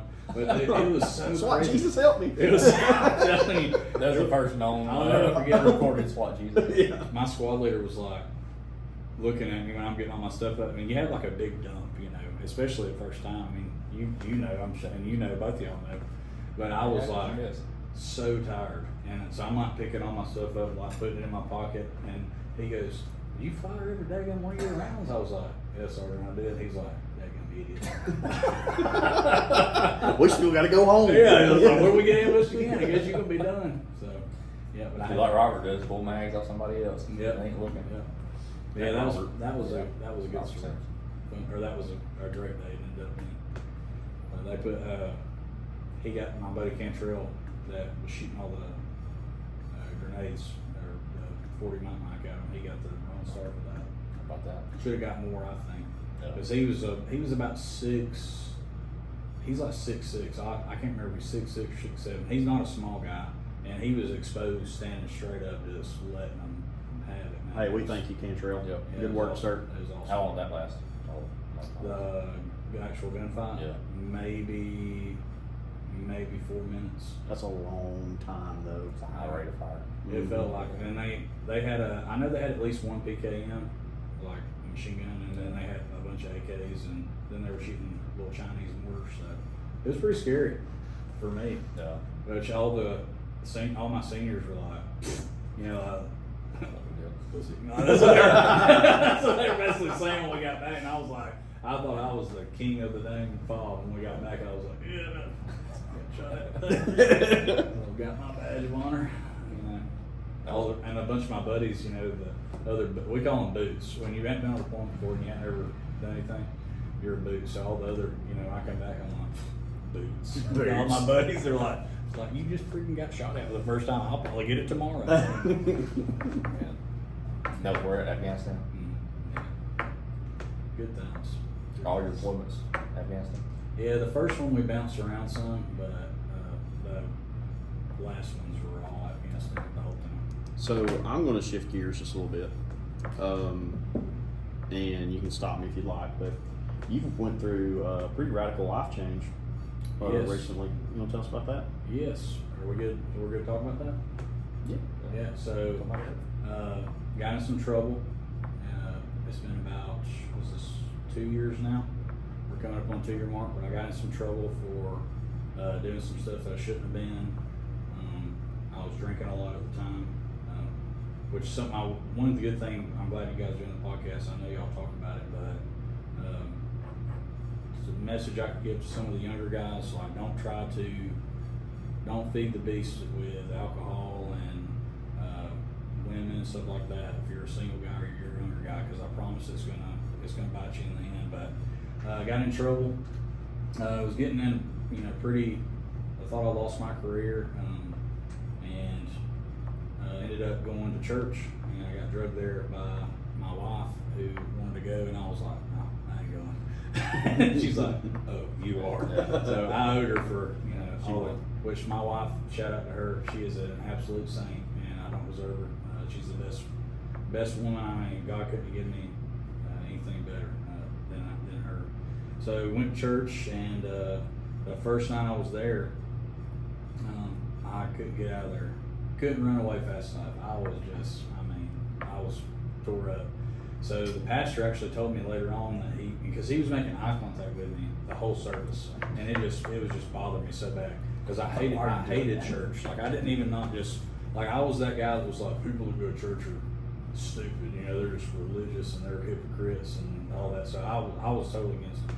But he said that he actually had a dream that night, and he woke up and prayed, said, God, please, if it sure will, give that young man one more chance to come back. And I fully believe, which I'm not getting emotional on this podcast, dadgum. I fully believe had I chosen to not come back, I don't think that I would have lived much longer after that. So Brittany drugged me back, and I actually gave my life to Christ the next night, and got baptized a couple of months later, and the journey has been it's been harder since then.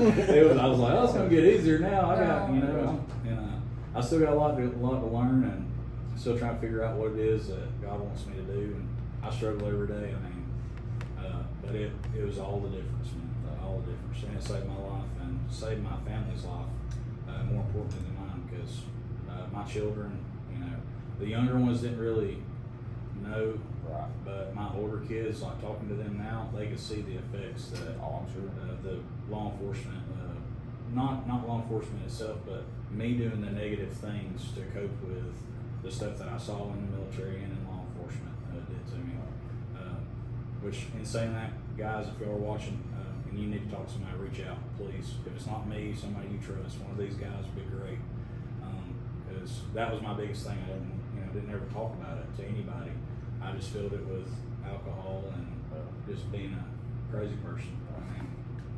I mean, Me and you've been friends for a pretty while now, and so we've talked about this before, but it's like I've never been that wild of a person. Like I haven't, I mean, I've obviously done things, but I had nothing that crazy, and I haven't done half the stuff you have, good or bad, you know, like military-wise, all those experiences, drinking, whatever. But that being said, not that my testimony is any less, I mean, because I'm a Christian, but I think yours definitely has some punch behind it, you know, because people can see a dramatic difference in who you were and who you are now, and I think that means something. So, dude, I think you're doing great. I appreciate it. I really love Paul, you know, and I can really relate to that, which I'm nowhere near, you know, obviously I'm not anything like Paul, but I love his story, and that's really spoken to me the most. That God can change anybody, you know. And that was one of my biggest holdups my whole life. I always thought, because I was raised in church, you know, as a young child, and it didn't ever take. Then I did all this crazy stuff, and I was like, there ain't no way that I literally have said that, you know, well, there ain't no way that I'm gonna be in heaven. Like I used to make jokes about it, like, you know, I'll save you a seat in hell, and I knew and at the time I didn't even know what I believed, but I knew if there was a hell, that one day I would be in it. Yeah. And that was just how I believed. I mean, I was fully convinced that I could never change. And then it was crazy whenever the night that I did get saved, I was sitting in a chair and in the pew, and I knew I wanted to go down and do what I wanted to do. I could feel the Holy Spirit, and I couldn't get up. Something was pulling me down, and then next thing you know, I was running down there, and it's a crazy feeling, man. And some stuff you can't explain. I can't. I wish I could explain it better, but it was a crazy feeling. But it's taken that right there. It was like a 10,000 pound weight was lifted off of me, and I know I'm not the only guy in this county. I mean, I know in law enforcement that's struggling. That really. For me, that's one of the biggest things that I hope to get out of, you know, all this is just, if y'all need something, please holler at me. And I think you're probably a perfect example of, again, there are certain people that I think I could share my testimony with and it have an impact. I mean, I know that's true, and I don't talk about it enough, probably, but there are a lot of people, especially in law enforcement military, that are not going to come to me over you, you know what I mean? Because not that we haven't had the same experiences, but they might have been the same places you've been, you know, spiritually or whatever, and that's going to make a difference, you know, with what you're saying, because they can see that change in you, and like I said, something that you just can't explain other than that. Like, there's no reason you would have changed other than that, you know? Oh yeah, it's crazy. So that's pretty cool. But yeah, my kids like this version better. My son, he's 16 now, but he joked. He's like, yeah, I hadn't seen you like pass out on the floor in a long time. In several years. I mean, it breaks your heart to hear that, because you know, you look back, but then I think about it and I'm like, well, at least I figured it out now, and I got a chance to salvage that relationship. I will say one of my favorite things about you is you have changed, but Kevin is still Kevin. Oh yeah, and I can't express how much I appreciate that. Like, it was hard, man. You're still Kevin. You're still Kevin. But you're different, and again, it's noticeable, and I'm happy for it.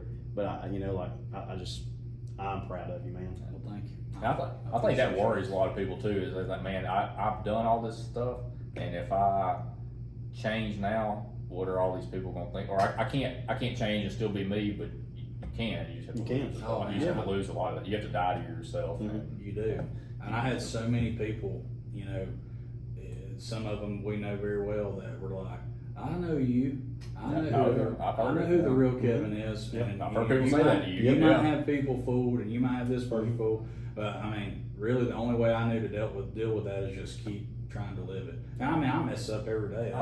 People get it in their head like that you have to be holier than thou and walk in perfect grace every single day, or you're not a Christian. But I mean, we're all going to mess up. Nobody's perfect except the one, and that's why, I said, I'm gonna still be me. Still, I like to joke and have a good time. I was so scared. I was like, I don't want everybody to think that I'm gone, but I do want them to know that the bad stuff that was in my life and that part of me is gone. So I've tried to balance it, but it's still hard sometimes because I lost a lot of friendships over it. People I used to hang out with all the time, I don't hang out with anymore. And that part was hard but now, the more I look at it now, I'm like, those really weren't my friends anyway. Yeah. I was the guy that would make them all laugh. Yeah. And my dad actually, one of the most profound things he ever said to me, whenever I was going through all that stuff, I talked to him about that, and he was like, son, they weren't laughing with you, they were laughing at you. Mhm. Yeah, in a sense. That's really what it was. It was, yeah. At my expense, and which I played right into, just to be accepted, at the time. So, but yeah, I'm glad to be alive and not incarcerated. And We're glad you did. Y'all got a good family, and it's a big family. So, Gosh, man, Mike. yeah, there's a lot of So, y'all. a whole bunch of us. We ain't buying no little. Every time I see a picture, I'm like, oh, that's a lot. No, Yeah. but We were gonna buy a camper to go on vacation. I That's was a like, terrible idea for y'all. Buy 3 campers. We got vacation this bunch. But no, it's like CrossFit. You start doing CrossFit, you lose a lot of friends, but you gain a lot There too. we go. You gain a lot. CrossFit. I hate you're related to that. So I would like to go ahead and circle back to CrossFit's a cult because he just related it to religion. So Y'all brought it up. Oh. Never mind. I'm gonna get fired up. I didn't bring up CrossFit. Y'all did. Okay. we didn't bring up CrossFit just Just then. now. I brought it up then, but earlier. Oh, okay. Earlier, y'all brought it up. You heard it here. But nah, man, we're happy for you. You got a big impact you can make on people, and already have. So Yep. that's pretty awesome. Looking forward to seeing you back in the dark colors, but Yeah. I'll save you right here. I think you said this that you had said it before that I'll save you a seat in hell or whatever, and you hear people joke about that. I think that's one of the hardest things to hear from people. And it's like, man, y'all have so much potential that I hate you feel that way, And I think that's something that one of the hardest things as a Christian to hear, But yeah. Yeah, it's hard to, when you're on the other side of it, it's hard to see that it's so easy. Yeah. You think, there ain't no way that I could ever. But yeah, I think I don't know what I'm gonna do. I'm happy to be back in law enforcement. I made when all this stuff happened and I got in trouble before, I wanted to blame a lot of people, but ultimately it was the best thing that ever happened to me. But I missed it. I didn't think I'd miss law enforcement. I was like, I'm done with this crap. I'm gonna go work on power lines and make so much money. Yeah. But then I started missing it. Yeah. And then It's easy to miss. when I come back though, I've been at the school for this past school year, and I like it. I love it. I mean, I like the kids hanging out and teaching dare and all that stuff. I still miss I miss being on patrol at Gadsden, but it's one of those things right now. I don't know. So one of my favorite things about you being an SRO was the post that came out where you were at a football game. You got to sign a cheer, you'll go to Cheer, jail. you'll go to jail, And, yeah. and I was thinking, Kevin really would do. Absolutely. I'm sorry. We're here to party, and you're not partying. You're going to jail. Yeah, we school's Party pretty in the good. sense of like have fun. At Yeah. football. I think we need to go back to the best Charlie shit moment. I'm waiting on it. I mean, So the East Side 500, it was not my favorite moment, but it is funny. So me and Kevin get sent to a call. It's robbery, right? Yeah, robbery. That was a home invasion. Yeah. Home invasion, and With the safe. yeah, Kevin's being trained by me. However that went, they're and glorious for me. I got yeah, pictures. I had a great time. I don't know if it's I didn't hear most of what was going on. yeah. He just smiled and nodded a lot. Uh-huh. Yes, sir. And anyway, he all right, you call the cowboy hat. So we call this home invasion, and not to tell a war story, but Kevin's sitting there taking the information, and who found the car?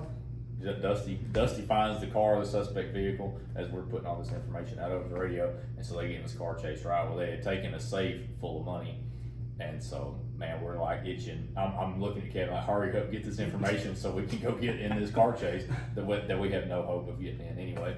And On the whole other side of town. we're a couple miles from this car chase, and it's going the other direction. But I'm still, we're still itching to go. And so Kevin's riding as slow as he possibly can. It felt like it. I'm sure you weren't, but it felt like it.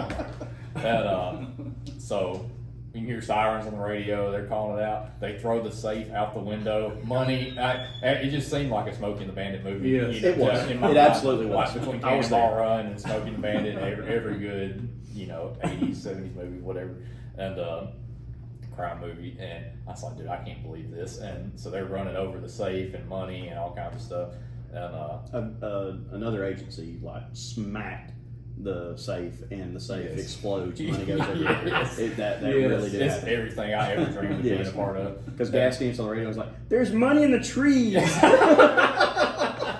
Oh no! Oh no! Yeah, I've lost my Gaskin accent, and so I've given up on it at this point. It's rock on, so I've given up. And 10, 15 minutes later, it seemed like there's still sirens going. Like, shoot, Kevin, we might get in this one.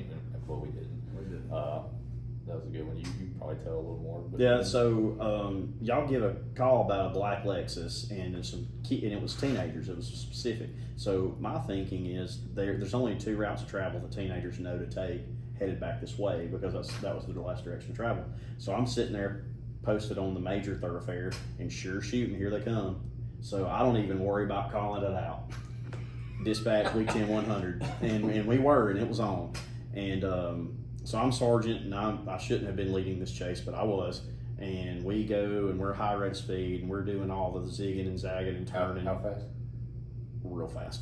100 marinara. 100 marinara. Gotta get some cheese sticks. 100 marinara. So I did it, didn't I? I think did I do that? That was a different one. That was a different, but I did it. Yeah. So I was like, how fast is it? about 100 marinara. So at one point we were doing circles over there, right off of Meakin to the right, like going toward Tractor Supply. What's that down in there? I forget the name of those roads right now. It's escaping me. Anyway, all I know is my brakes aren't braking anymore. So we're power sliding into these turns, and it's me and Jerome, and we are whipping them Tahoes, son. I felt like I was a NASCAR driver. About that time, a neighboring agency that is considerably smaller than all the agencies around here decides they want to help by blocking the whole entire intersection for everyone.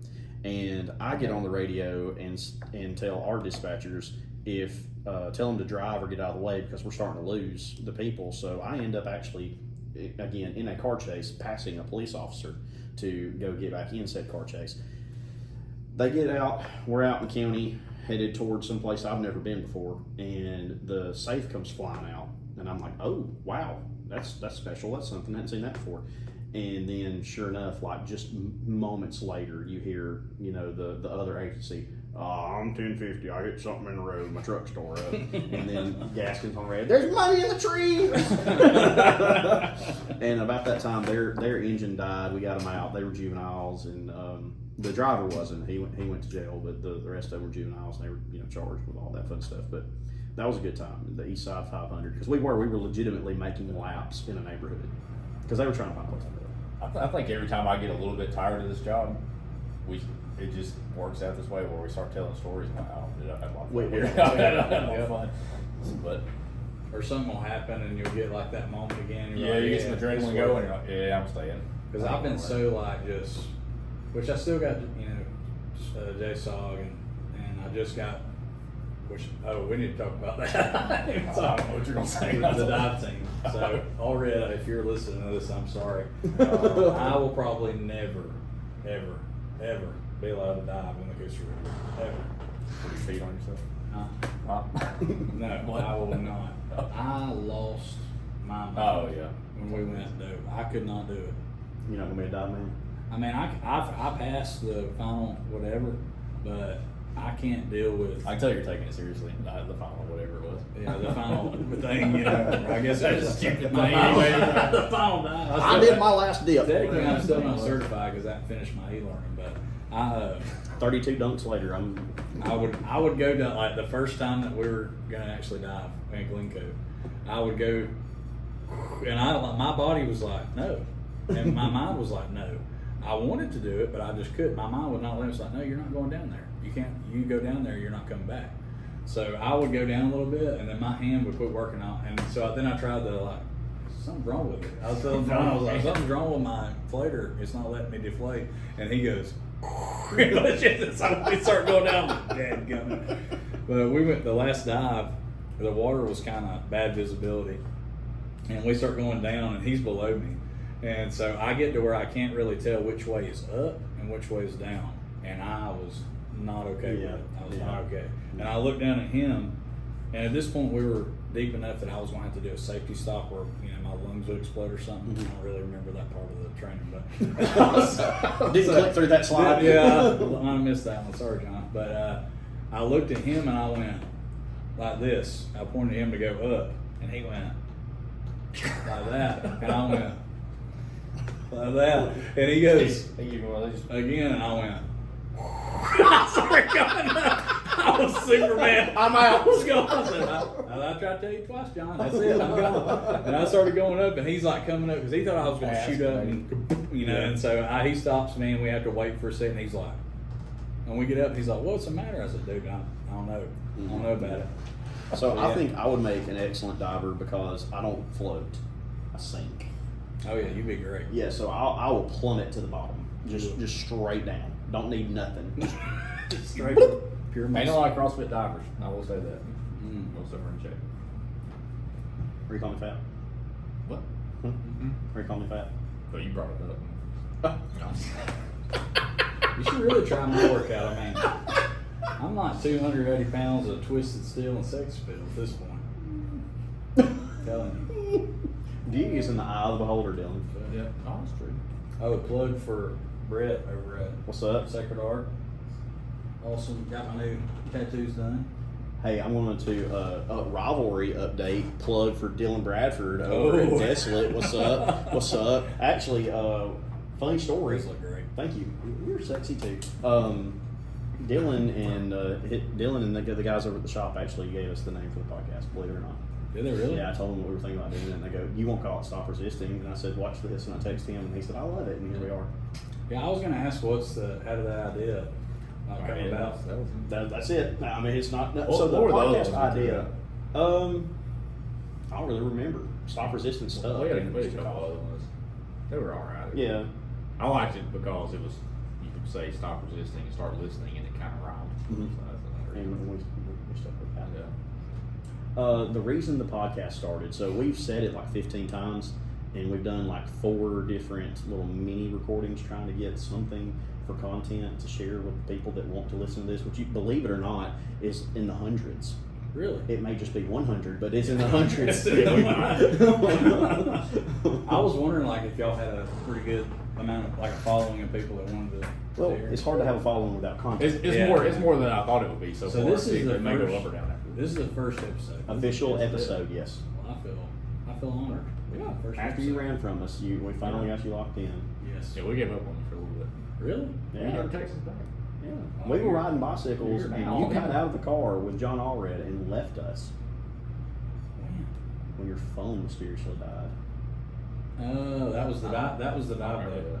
I was ready to get. Oh, yeah. This first Yeah, try. my life had flashed before my eyes several times Yeah. that day, so I was like, I'll give you the benefit of the doubt. no good. How long are we content. talking on This is, we're right at an hour, and I have at least 30-minute recording before that. that? That's pretty good. Of what? Us. Oh. How long We we stalled got? at How about long we 30. got? As long as we want. Whenever you need to leave. We can put the wraps on it for today. Is there anything that you want to say in parting? I mean, I'm good. I'll rock on for a little bit. Okay, we'll do that too. That's up to y'all. I'm good. We'll rock on for a little bit.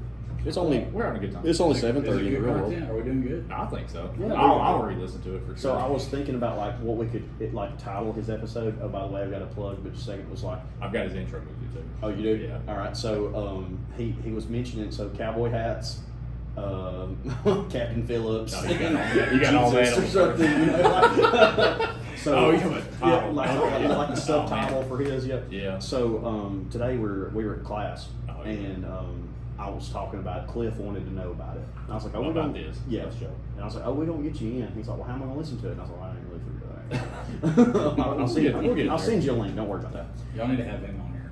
Oh, yeah, well, we're going to. I said that. I said, Cliff, you got your own episode. He's like, all right. And Lane's sitting beside me like where you are. And Lane goes, if y'all don't call his episode 231, I don't want to listen. And I said, that's perfect. It's good sticking. 231.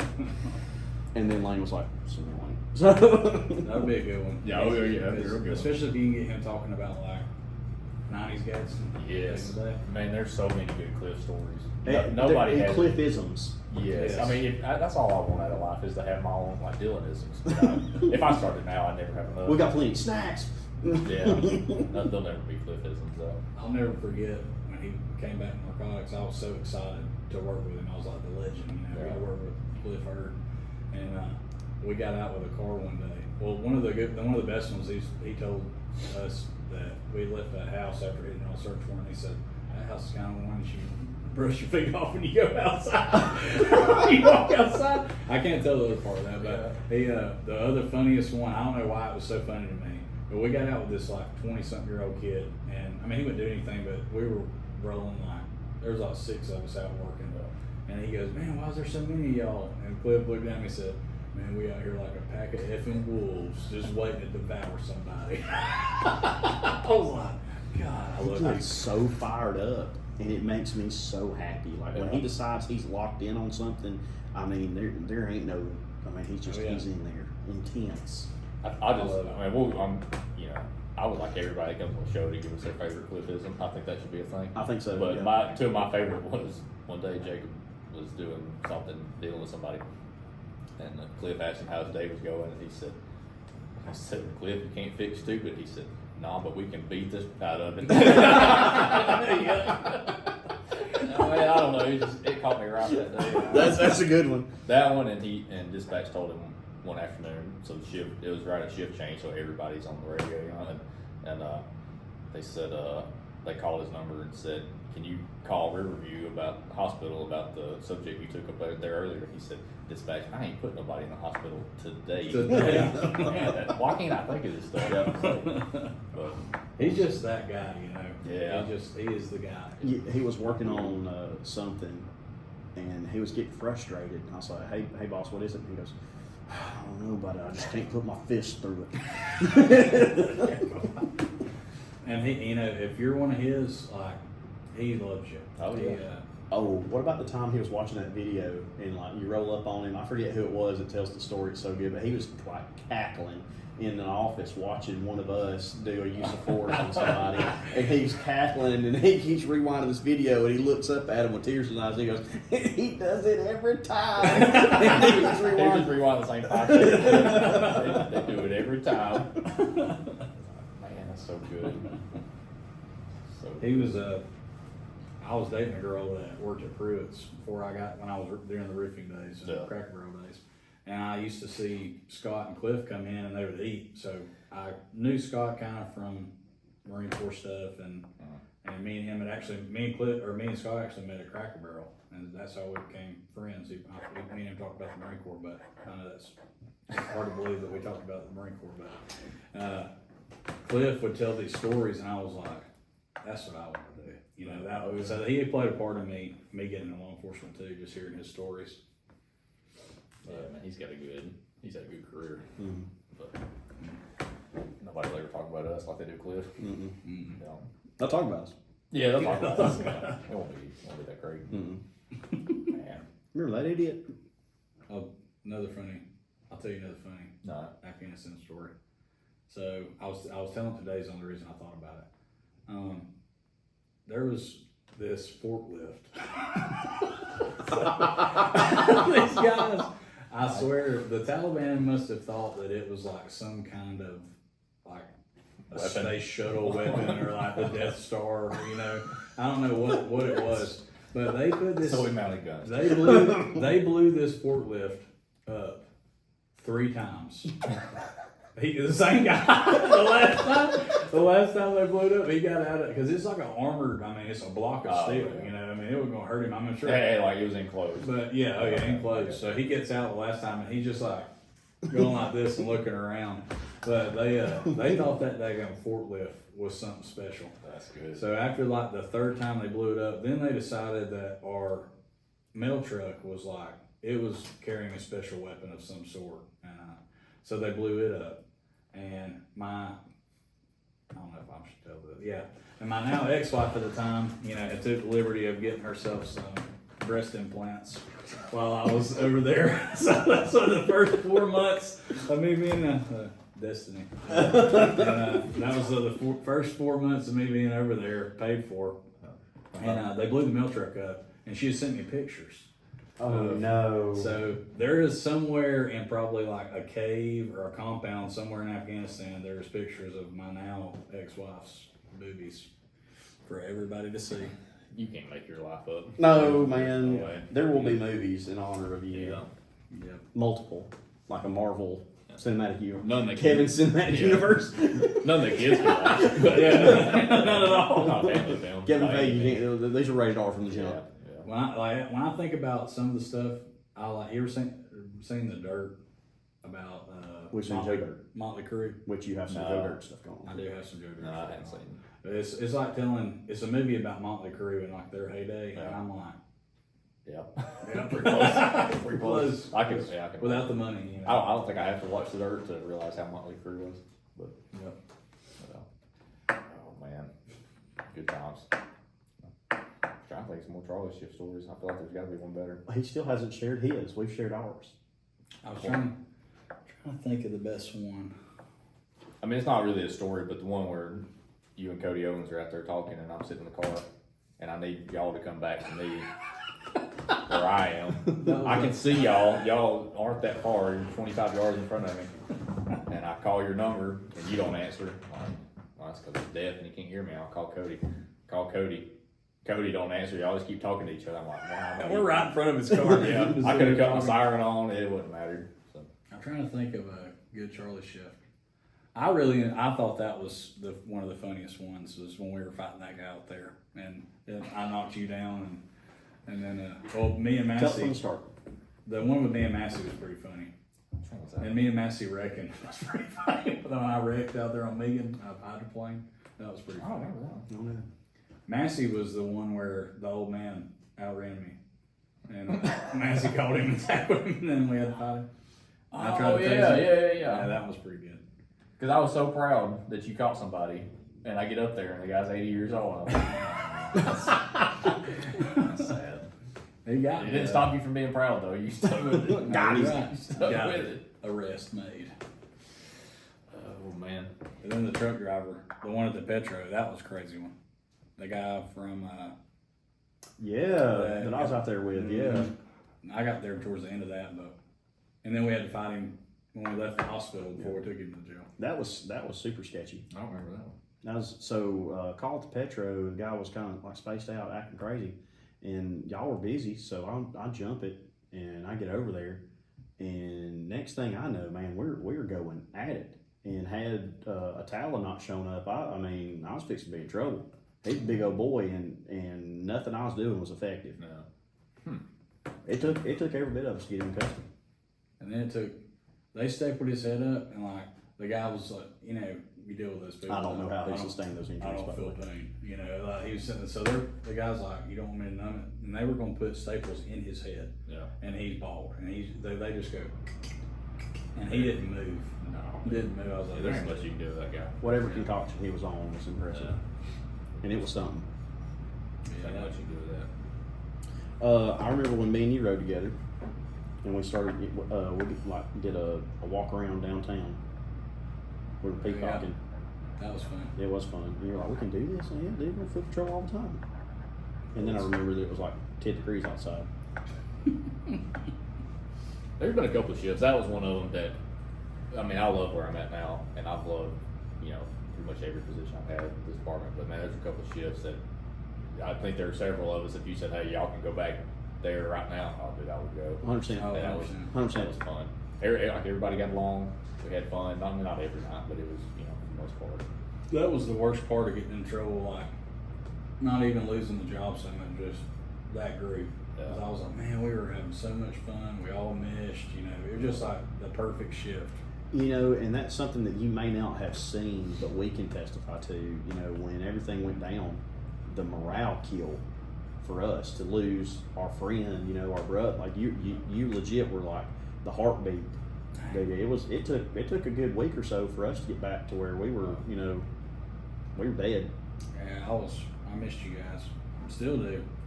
That's one of the regrets right there. That I part. think that's good now until you got a lot of this stuff going for you. Mm-hmm. I think every shift needs a couple of big personalities. Like that. You can. It takes everybody, but you need a couple of big personalities, and that was probably you and Landon. And Landon's a big personality in a different way because he is. In a Garth Brooks trivia kind of way. Like Or any like random useless sports baseball star. stat. Yeah. I've never. Rain Man. He could make me laugh. I don't know why I thought it was so, like. I know y'all got tired of the impressions. I never got tired of it. If he walked in here right now and started doing his impressions of Yeah. Daniel, I would like. I would say I missed him now, so there was a time that Y'all need to get him on here and just let him do the impressions and take it. He actually called me yesterday. Did he? I was talking crap about some vending machines. He's doing vending machines now. Oh, he's with Buffalo Rock. Yeah, and he's like, you worked at the Rock, you know what's up. I said, yeah. I love Landon. I would tell him this, but there'd be a couple of nights, he would pull up beside me like, not that I didn't want to talk to him. I just wasn't ready for what he was talking about. Yeah, I'm like, I know he's going to talk. I've heard this 1,000 times. But a couple of weeks after he left, I was just sitting there by myself thinking, I wonder who Garth Brooks' second cousin is. And I didn't want to Google it. But Landon will tell you. Yeah, only Landon would know that. The one time you need that Yeah, useless it's like, I information. shouldn't be wondering that, but I am. I had to get him his Garth Brooks Greatest Hits collection CDs Yeah. back. I had them for a long time. Finally, I got them back to him. Well, put the place down. When I was in my Crown Vic, had to listen to CDs. That's what we need to talk about, the state of country music. Calling Baton Rouge. How do you feel about country music right now? Oh, man. We're going to see Cole Wetzel in September. Thank you. Sorry, I don't care. I like him. I do like him. I can't stand Sam Hunt. I love Sam Hunt. That was Kevin's punishment when he rode with me. Florida, Georgia Line, or Kane Brown. I just don't. So I'll say this: I think there are a lot of artists that are labeled as country, and they label themselves as country, that are not. They're good artists. They just ain't country. Right. Yeah. Heck, I was in one of his videos, and he's not. I don't consider him. Oh a yeah. country artist. Yeah. Me and Rob were talking about that last night. But he's a cool guy. Yeah. He was really nice, like down to earth, and Yeah. didn't act like he. And Lainey Wilson was really nice. Yeah. She was. Oh, Chelsea Wilson, Laney Wilson. I did too. In probably a different way, but Not like I love you, Brittany, but she already knows. Thank God she was there. Yeah. how you feel about Post Malone doing a country album? I had some help. About like I feel, I don't know. I can get, because he actually sounds good. He's talented. If you know, He's talented. when I'm in the mood to listen to, Right. he has one song I like. Candy paint with the wild. That one. I knew it. It's that one, and then Jeremy last year got me started listening to that. I don't know why, but we always listen to that. But as far as country goes, no. But Kicking your dog. Beyonce? What you thought. That right there, That makes me mad. it like makes me mad. Her and Sam Hunt are really the only. Sam Hunt really just makes me mad. I You know think what? Sam Hunt's talented. He's just No, Extremely. he's not. Yes, he is. Yeah, I think he's talented. I think Yes, I yes, say yes. I don't like all this stuff. If I had 3 wishes from a genie, one of them will be that Sam Hunt was never allowed to sing again or talk. Yeah. I don't know. I'll let him talk, but he can't sing. Or I think he talks just like he sings. And all of his music has to go away. Yeah. That would be my second wish. So no more Sam Hunt music ever. I'll give you produced. Sam. I'll give you Sam. So, Yeah, I mean, again, Post Malone is talented. So again, me and Grimes had this exact conversation last night, and he said, you don't think he's country? And I said, he said, I think Post Malone is, I'm paraphrasing this, is as country as we are in a sense. And I said, no, you can't make the kind of music Post Malone made in the past and now be considered country. no. Can't be allowed. Well, then that brings in the Taylor Swift argument. Taylor Swift went country to pop. So is she really pop or is she No, a she's wayward pop. country artist? You can go one way here. That's another one. Yeah.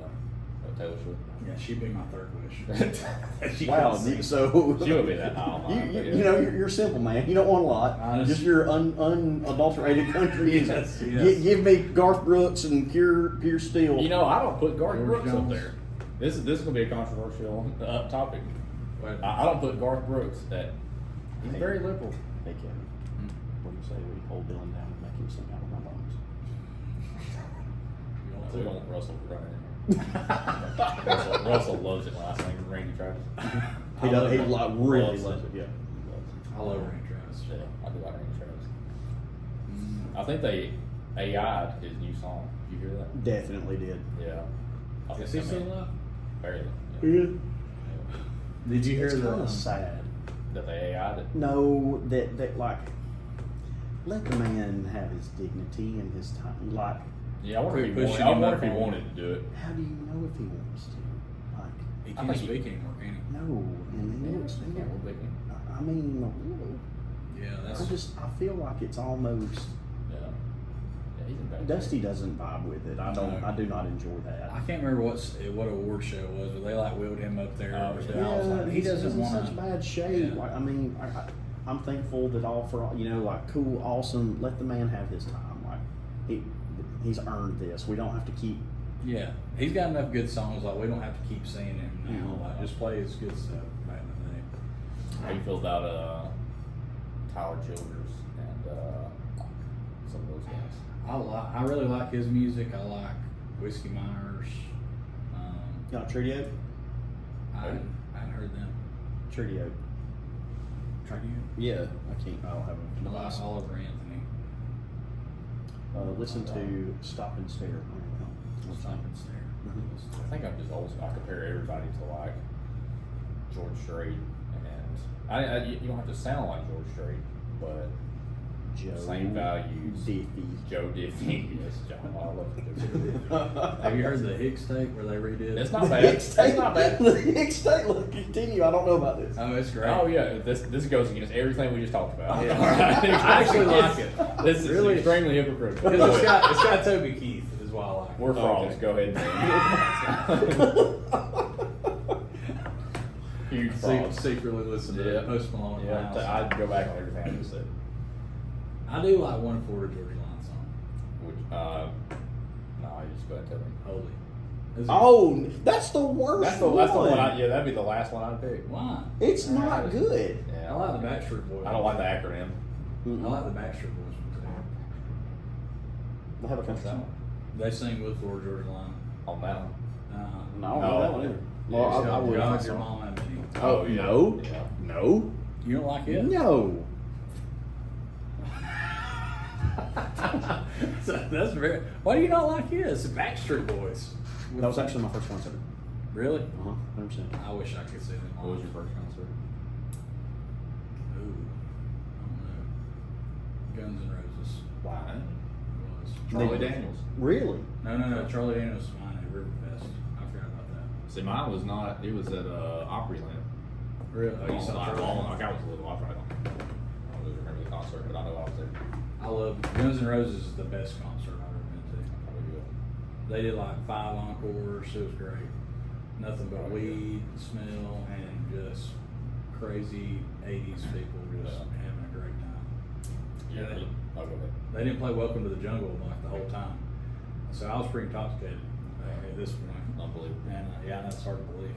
And so I was like, of course, I thought me screaming, "Welcome to the Jungle" would make them come back out. I'm glad you thought of that. This guy had a good idea. Slash walks back out there. He's like, "Hold on, my bad. This guy. Sorry about that.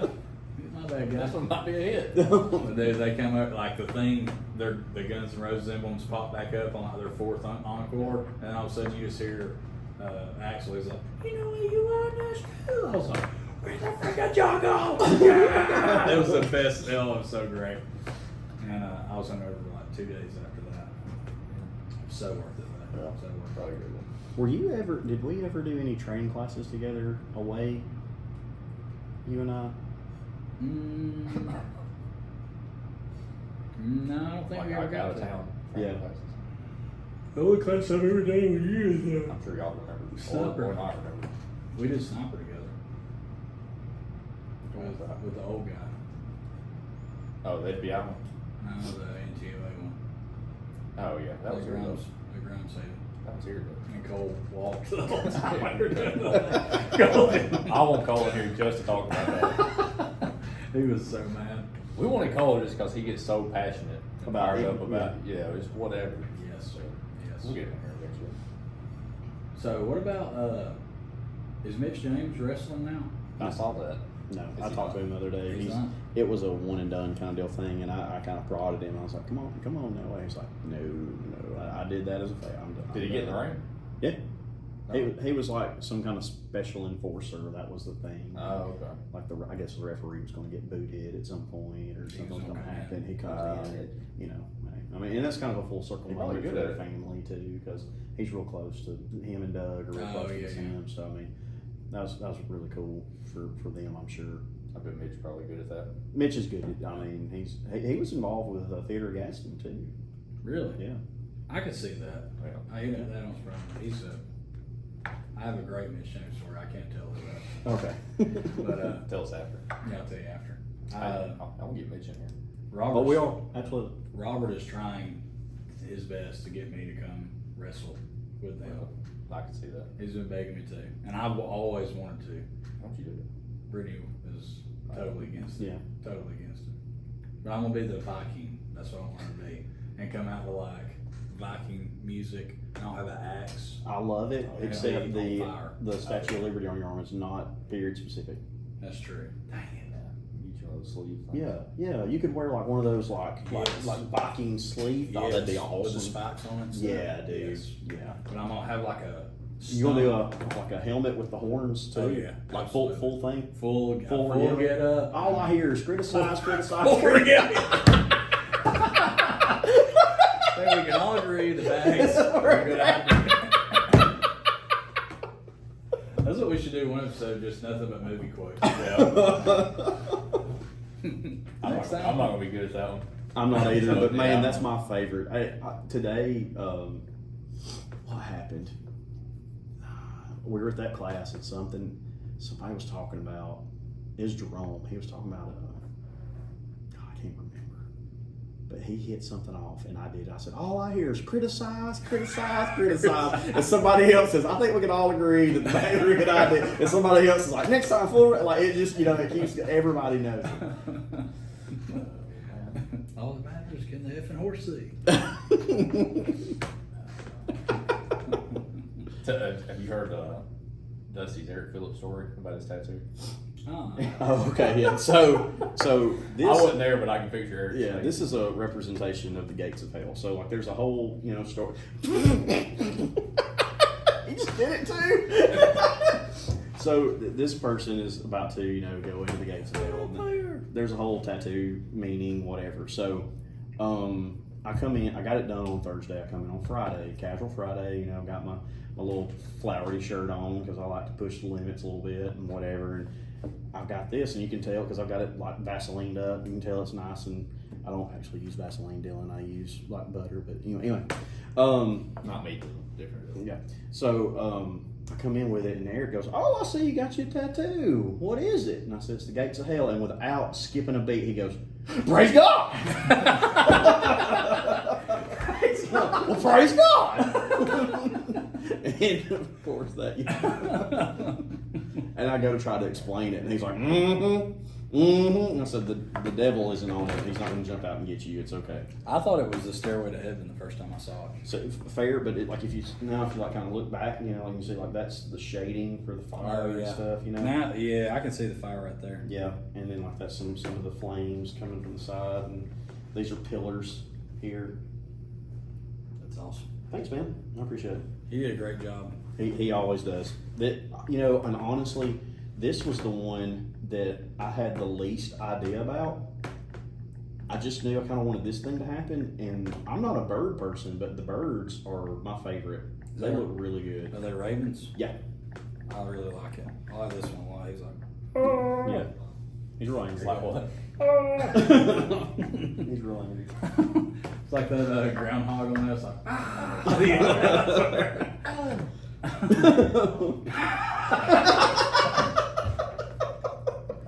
Seen that one? Yeah. Have you seen the things about the cicadas? It was like cicadas. Cicadas. Yeah.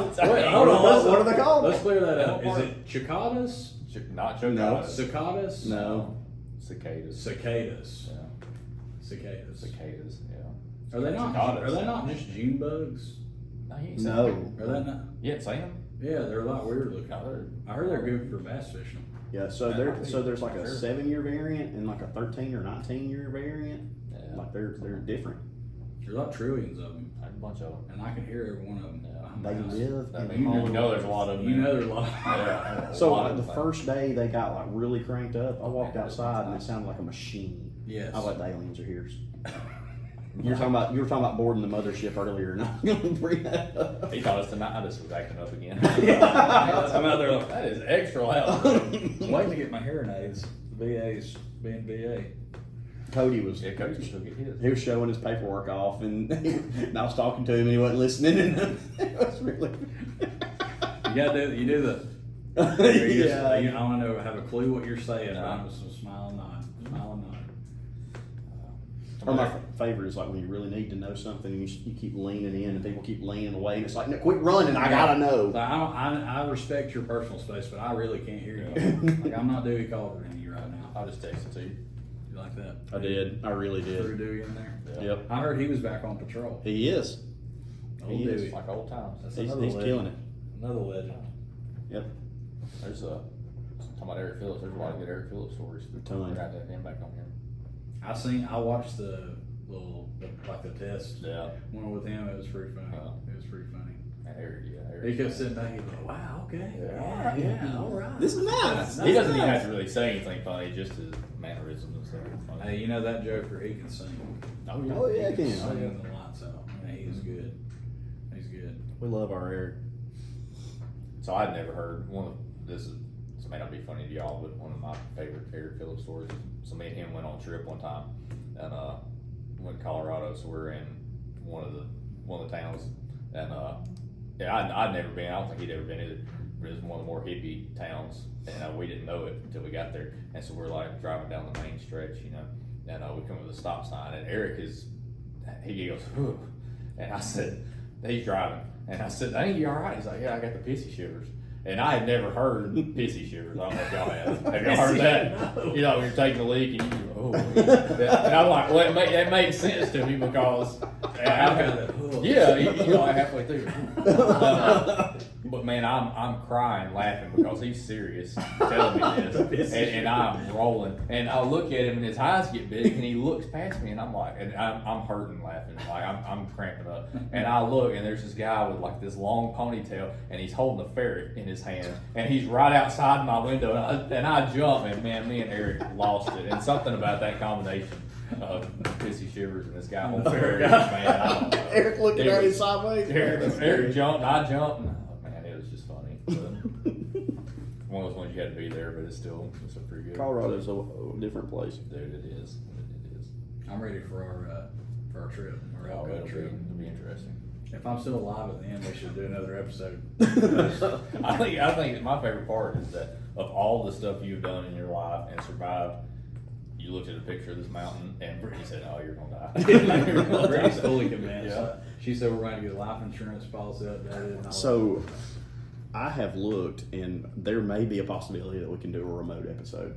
that. Oh my God, That may be the first remote That episode. would be hilarious. This is gonna be a bunch of breathing.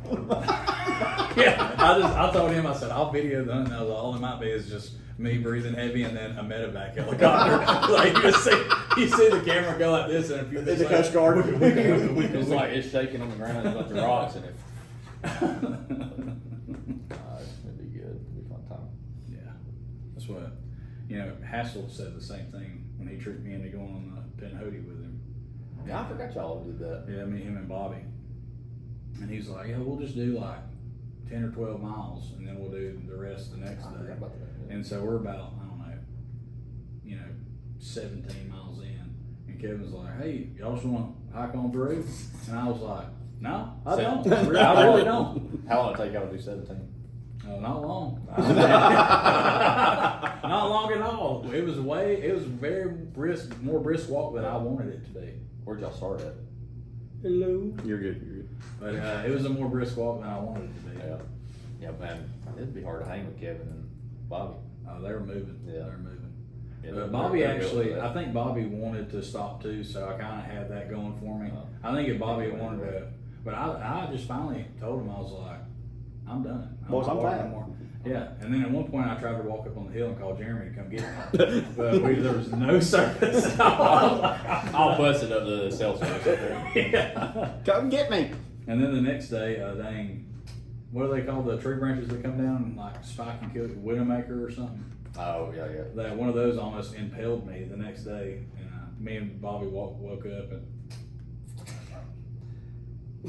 I like the red better. I told him the other day, I said, there's really no need to make my face redder than it's going to be. So, Oh yeah, mine's always red. Between if we put him and the Lumpkins in the same room and I do this button, they'll all disappear. yeah, you could handle it. Completely offset each other. The Elmo brothers. A lot of red faces. The How old y'all? How many days y'all do? We left the second day. I think we did 15, or I might be exaggerating it in my mind how far it was. Yeah. But I hadn't trained at all in a long time. But y'all hiked 2 days. Mhm. I still. The longest one I did was the one with my brother and Hutchins and all them. Whenever we went to Rocky Top. We did Rocky Top. Okay. You'll always be dead last. My brother in wants the to do FCC. Kilimanjaro. Yeah. We remember I planned that one for a while. I was trying to get you to go with me. Yeah. And then I was like, no. Dude, that's a whole different ballgame. It's a whole different ballgame. And I had the Everest kick for a little while. Yeah. I'm not. Let's not do that. Dude, I don't care nothing about that. Let's not do I don't that. climb over dead bodies to No. get there. Or become a dead frozen body. Yeah. Yeah. You ever looked at you've seen the pictures? Oh yeah. It's crazy. That ain't worth it. And then you're gonna pay like Oh yeah. it's sometimes several $100,000 to get up the mountain. And they had they were talking about traffic jams, and I saw a thing last year a line, hundreds of people waiting in that little death zone. They call it Yeah. or whatever. I was like, I'm good. That's crazy. I'm good. I'll pass on It can't be that good. No. What is the number one meal you've ever had? Best food you've ever put in your mouth? Oh, I already know. Oh boy. So, Golden Corral. I knew it'd be 5-star. Michelin rated. Golden Corral, baby. Jeff Foxworthy's so proud right now. It probably isn't a new Golden Corral either. It's some old one. Greasy one Golden somewhere. Corral in Jacksonville, North Carolina. Well, When I got done with SEER school, oh yeah, that probably. I lost like 30-something pounds, and Gained it all back that I night. gained every cent. I went up to the steak guy, and he was like, "Cut me a few things." I was like, "No, Big Daddy, we're gonna eat all of it. We're gonna go ahead and cut some more." And I went back up there like 10 trips just to the other one. Then I went to the ice cream thing, and then I went to the bathroom and threw up. Worth it. Worth Yeah, that was probably my number one. Or when I got back from my last deployment, I went to Taco Bell, which then I crapped my pants in the parking lot. Yeah. And I will be at Taco Bell tonight. That's nice. that was awful. How are there any more Golden Corrals? There is one in Gatlinburg because I made Brittany and the kids go eat that shit. We got down there and she was like, "Let's go eat somewhere good." I was like, "I know a good place." And we walked in. She was like, "This is like a Ryan's or Quincy's or something." I was like, "No, this is Golden Corral." Like, you don't talk bad about Golden Corral. It's a 5-star. This is the best thing. A chocolate fountain. And I'll put my steak in it if I want. My kids loved it though. That's Oh, where yeah. they always want to go back all the time. They just like the dessert bar. Yeah. You know. I know when the one in Oxford opened, I don't know how it was, a couple months into it, but when it first opened, it was nice. I mean, you can eat every single, if you can't decide what you want, You can touch it all. you can get Mexican, I think that's the problem with it. Everybody touches it off. Yeah, that does happen. Yeah. That does happen. That Little Mexican kid when we were in there, he dropped a chicken finger on the floor and put it back in there. Then one of No my big deal. kids got it and they ate it. Ain't no big deal. It was whatever. it's just food. But 5-second rule applies.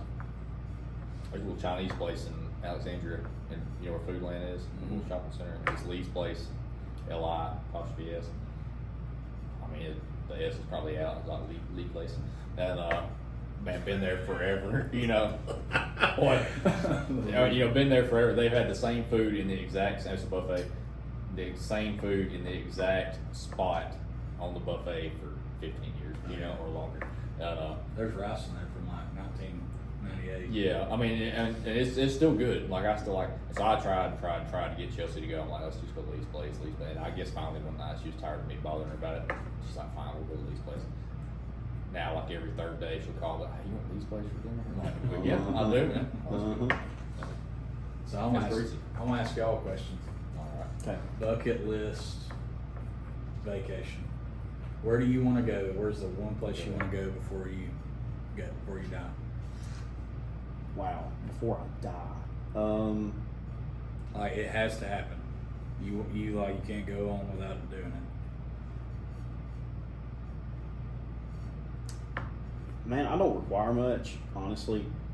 This And is gonna be extravagant. the destination doesn't. I would like to go to San Morocco. I don't require much. Yeah, no, Bougie. no, Taj seriously. Mahal. So, I don't want to go there. I can't party there. I want to do a dude's trip, and I want everybody to go with me to Cape San Blas, Florida. And I want to go build a fire on the beach and like play football, hang out, and just Top Gun style. Hey, I do 100% want to do Top Gun and volleyball tournament. Yes, like glistening in the sun. I didn't pay all this money for these tattoos for them not to be shown off. Y'all have fun. Okay. No, you're coming. Oh. You're going to be there. No, I think like, seriously, if I had to pick a destination, there's a place in Spain that's got this resort thing, whatever, and indoors it's got these different like environments you can sit in, and one of them is like a rain thing, so like you can sit in and they've got this shower and it's like a screen that's like displaying a thunderstorm or whatever, and it's supposed to be relaxing. And I can't swim, so I can like sit there in that and know I'm not going to die and have an existential crisis because I also don't enjoy storms. So I would like to defeat my. It does sound relaxing when you put it that way. I want to defeat my fear of all those things in one fell swoop, and then get to see, Spain and all that. So I think that would be somewhere over So there. conquer some fears and then go. Yeah, absolutely. So like now there's nothing left to hide or nothing left to fear, so I can go enjoy this and get down some ladita, something. Yes.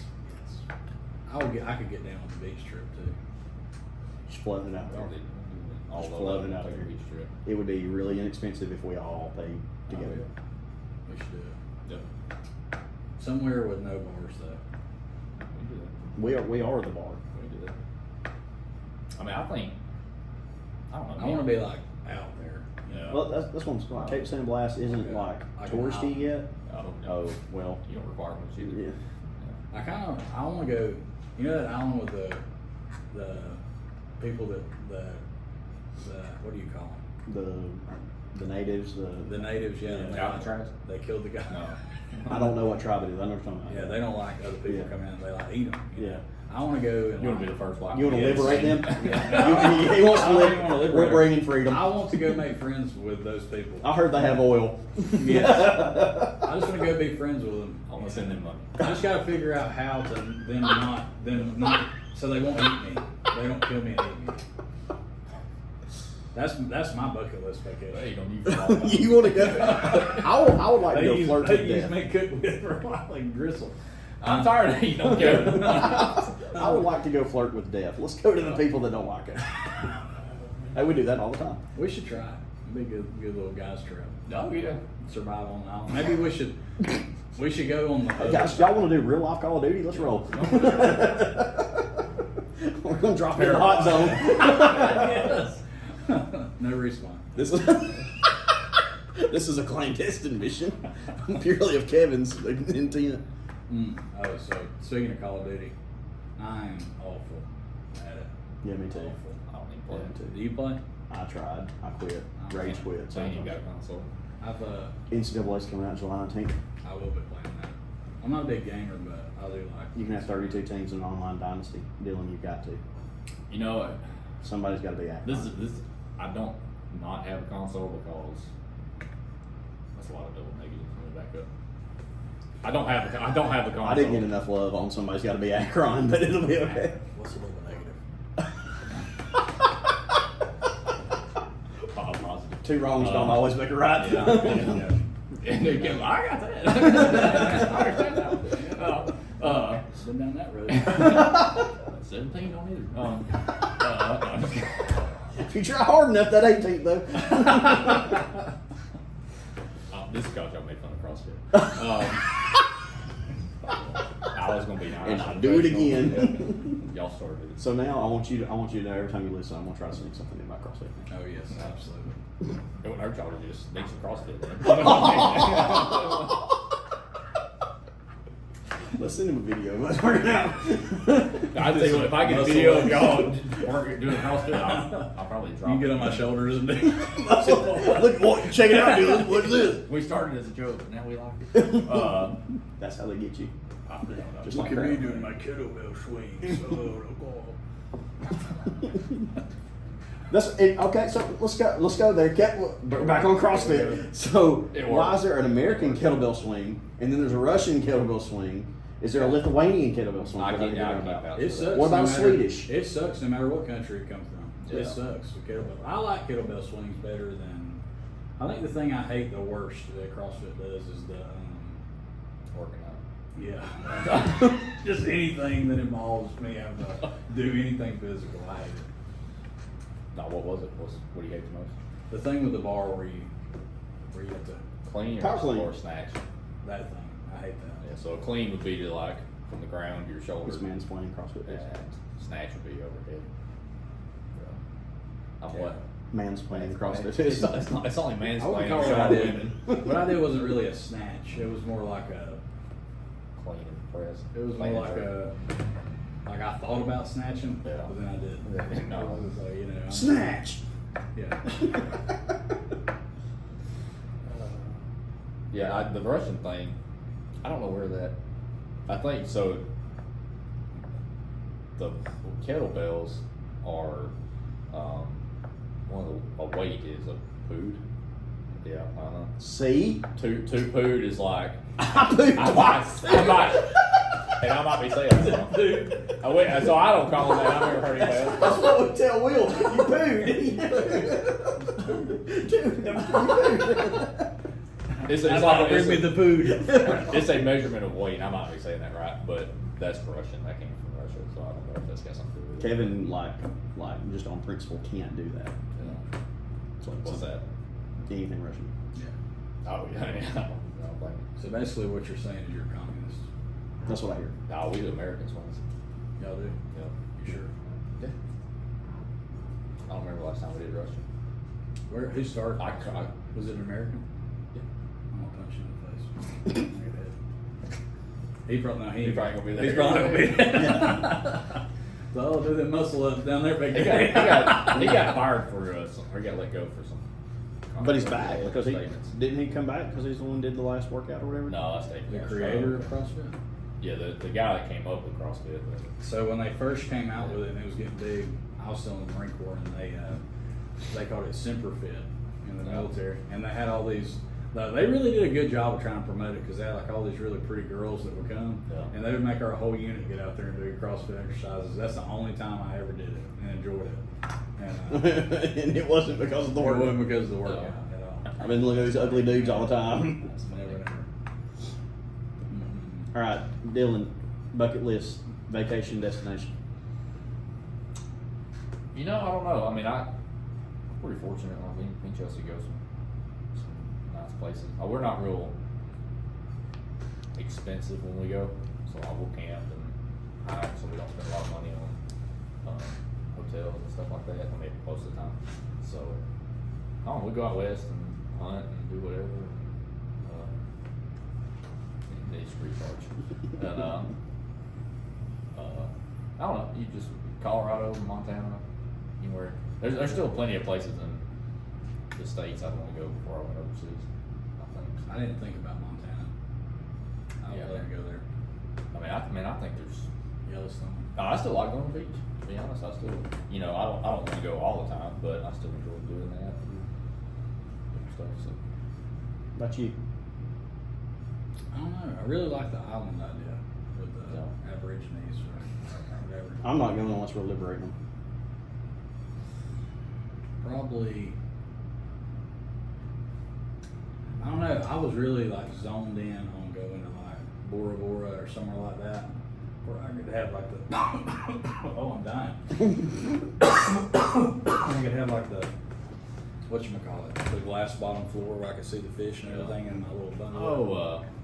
It's not Bora is. There is. I mean, you I don't know, can. it sounds like, Isn't that a war-torn country? where is Bora Bora? That might be good. You know what I mean? Somewhere like, Yeah. somewhere that sounds, Caribbean. Maldives or whatever.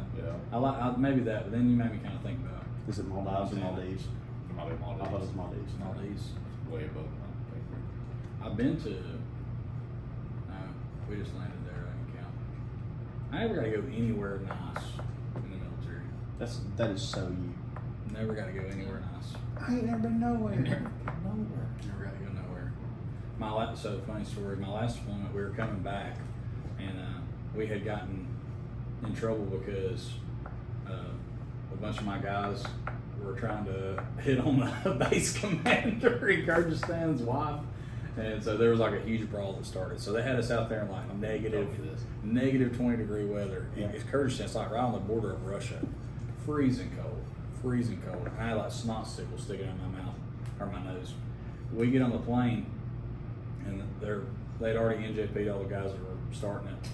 And we're on the way back, and they're like, we're not drinking on any layovers or anything. Well, I realized about halfway back that we stopped in Ireland. Oh no. Yeah, you have told me this. Yeah. So we get to Ireland and we land. Well, then we're all sitting in the airport in Ireland, and there was a bunch of pogues that were with us, like Marines that had not done anything the whole deployment, just like stayed on the base. And they go straight to this giant bar in the middle, like it was the centralized point of the whole airport. It was awesome, huge bar. They're in there, and over there you can buy just bottles of whiskey, and they'll put them on the table. And so we were all just mad. They wouldn't let us go nowhere near it. We're all just sitting there, like guys are starting to try to figure out how to rip the chairs up so we can ride inside the airport. And so they come over there. My team commander comes up and he's like, "We have the smoke alarm, the smoke detector on the plane is faulty. They're gonna have to replace it." And so they start getting like all this stuff set up to put us at the U.S. consulate at a hotel right outside the U.S. consulate, but they weren't gonna let us leave and go out into downtown Ireland after being in Afghanistan for 8 months fighting. So we had this 2-star general with us, and he could see the writing on the wall. Like we were getting ready. We were already planning like we're gonna burn Ireland to the ground. That's what we were gonna do. That hotel was getting burned. We were gonna. It was bad. It was already gonna be Hostile bad. takeover. Yes, and so he goes. So during this general's That's one of those things where the war starts because of something like that, and they have to make up something else. Yes. Yeah, we almost had to like make up some weapons of mass destruction for to assassinate somebody. Yes, real quick. And we're all sitting there just getting madder and madder about a second. And this 2-star general that he piggybacked with us back, and it didn't know any of us, and he wasn't part of our unit. He goes up to like the embassy little liaison, and he goes, "Listen," he said, "either get somebody right now to fix that smoke detector, or y'all take off without it." He's like, "Because if you don't, Ireland's going to be on fire tonight." He's like, "There's going to be a riot in this airport. Somebody's going to get killed probably. It's going to be terrible." So we were in the air like 10 minutes after that without a smoke detector. Magic. It was funny.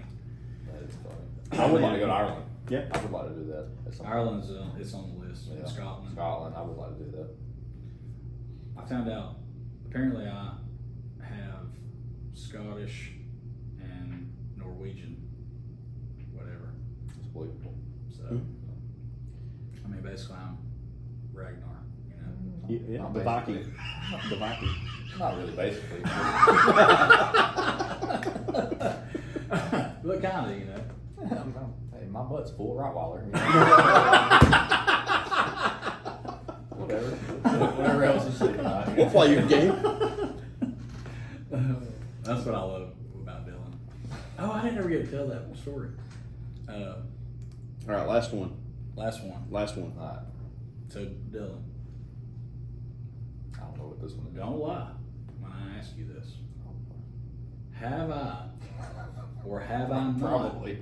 beaten you in a foot race? Yeah, you have in a race that you started and I didn't know. No. We're not going to talk about all that part. No, Yes or no? No, we don't. all your CrossFit training. Let's see. Let's say I'll you're let it fruition here. Let's see how it come out to fruition. you beat me as Is much that a as word, fruition? Uh-huh. It is. Am I using it in the You right did it sense? really good, yeah. Dang right. I was I mean- practicing before I came. You did. You beat Big me words. in the sense that let's say you were sitting in traffic in your Toyota Camry, right? And a whole NASCAR field came by you and they were like, "Hey, by the way, you're in this." And, in that sense, I don't remember it that way, but whatever. you look back over your shoulder and said, "Hey, we're racing." Tell yourself whatever you need to. I'm full Rottweiler, you know what I mean? Kevin, I can't thank you enough for coming on the show and hanging out with us. And the only reason we're cutting this is because I got over 2 hours of content Yeah, I feel like that I don't have to edit. So, and you promised you're going to give us more. Oh yeah, we'll do it again. I had a good time. I had we fun. could do this. We didn't even scratch the surface. Oh, no. I have so many things. We could do a whole episode just on ex-wives. Yeah, that'll be your episode. Well, All my exes live close to me. I gotta get and think about some stuff, next time. Yeah, Yeah, I'll be a little more prepared too. I was gonna write some more questions down and I didn't do it, but I think this was a decent format. We Oh, hit a yeah, few we did. questions. I don't feel like there was much dead time. no, I I mean, did. Yeah, and that's the big deal. So thanks for being the inaugural guest. Stop Resisting podcast number 1 is We'll add some applause in the background. Kevin Overstreet. Thanks. Kevin, you got any parting words and words of wisdom for the viewers, listeners, podcasters out there? Let's see. Don't marry a stripper. No, I appreciate you coming on. Nah, but you guys listen and enjoy it. These guys are great guys, and what they're doing here is something awesome. So, and we need it in the law enforcement community. So I'm thankful that they allowed me to be on the show today. One more. Look forward to next time. One more thing. Who do you want on next? You get to pick. Next on the show, Who you want next? I just Cliff. I think he would be Okay. a good one to have next. Hey, okay. Either Cliff or if you can get Cole too. Cole I would be want really Cole good. on here. I think once Cole listens, he'll warm up to it. Yeah. I don't think we'll get him though. I think it's going to take a couple for us to nail him down. Yeah. The other thing's got to nail him down to be here. Yeah, I think that's the. Clark would be a good one eventually if you can get him. Clark. Thompson. We get him wound up. If you get him wound up, Jacob, that'd be a good one. Yeah, Jacob's gonna be hard to get wound up. Get Jacob and Grimes, get both them on here together. Both of them are like, I'm good. Yeah. And then they get on here and they'll love it. What about our 40,000th view? Suddenly, I believe we'll have more willing participants. Yeah. Once y'all, this will blow up, and then y'all, not because of me, but this podcast will blow up. Now, it may be 10 years from now when we get that 40,000th view. But Oh yeah. Hey, when you do, it's gonna take off. Podcast is the way to go now. Like everybody's listening to it. It's fun anyway. I mean, I Yeah. enjoyed it. So I think that was what we should do though. Just let the current guest pick the next one. well, I'm gonna say Cliff I'm gonna talk. I'll text him tomorrow. or Colt. There ain't enough room to move around in here for Cole. Yeah, I have to sit across the table for Cole. We're going to have to work on our setup. I think we're going to find a place. This isn't bad, but I think we're going to find a place. The internet's kind of questionable, and there's some. As long as we got it. There you go. All right. We're Well, out. yeah. Dylan, you got anything to say? Nope, enjoyed it. Appreciate you coming on. You gonna close it? I think we're good. We'll try to get Cliff on next time, and that's a wrap. Hit him with the tagline. I'll stop resisting, start listening. Boom, baby. We're gonna call that one done. All right. That's it. 2 hours, 28 minutes. Yep. Oh Lord, I got a bunch of texts. Yeah, I'm sure I do too. All right. So last thing that I want to do is I want to get me and you sitting down talking, and I want Kevin to walk in with a shirt off. Go, hey, what y'all doing? Okay. Can we do that? Absolutely. All right. Hang on. Let me cut my video. So I can restart it. No.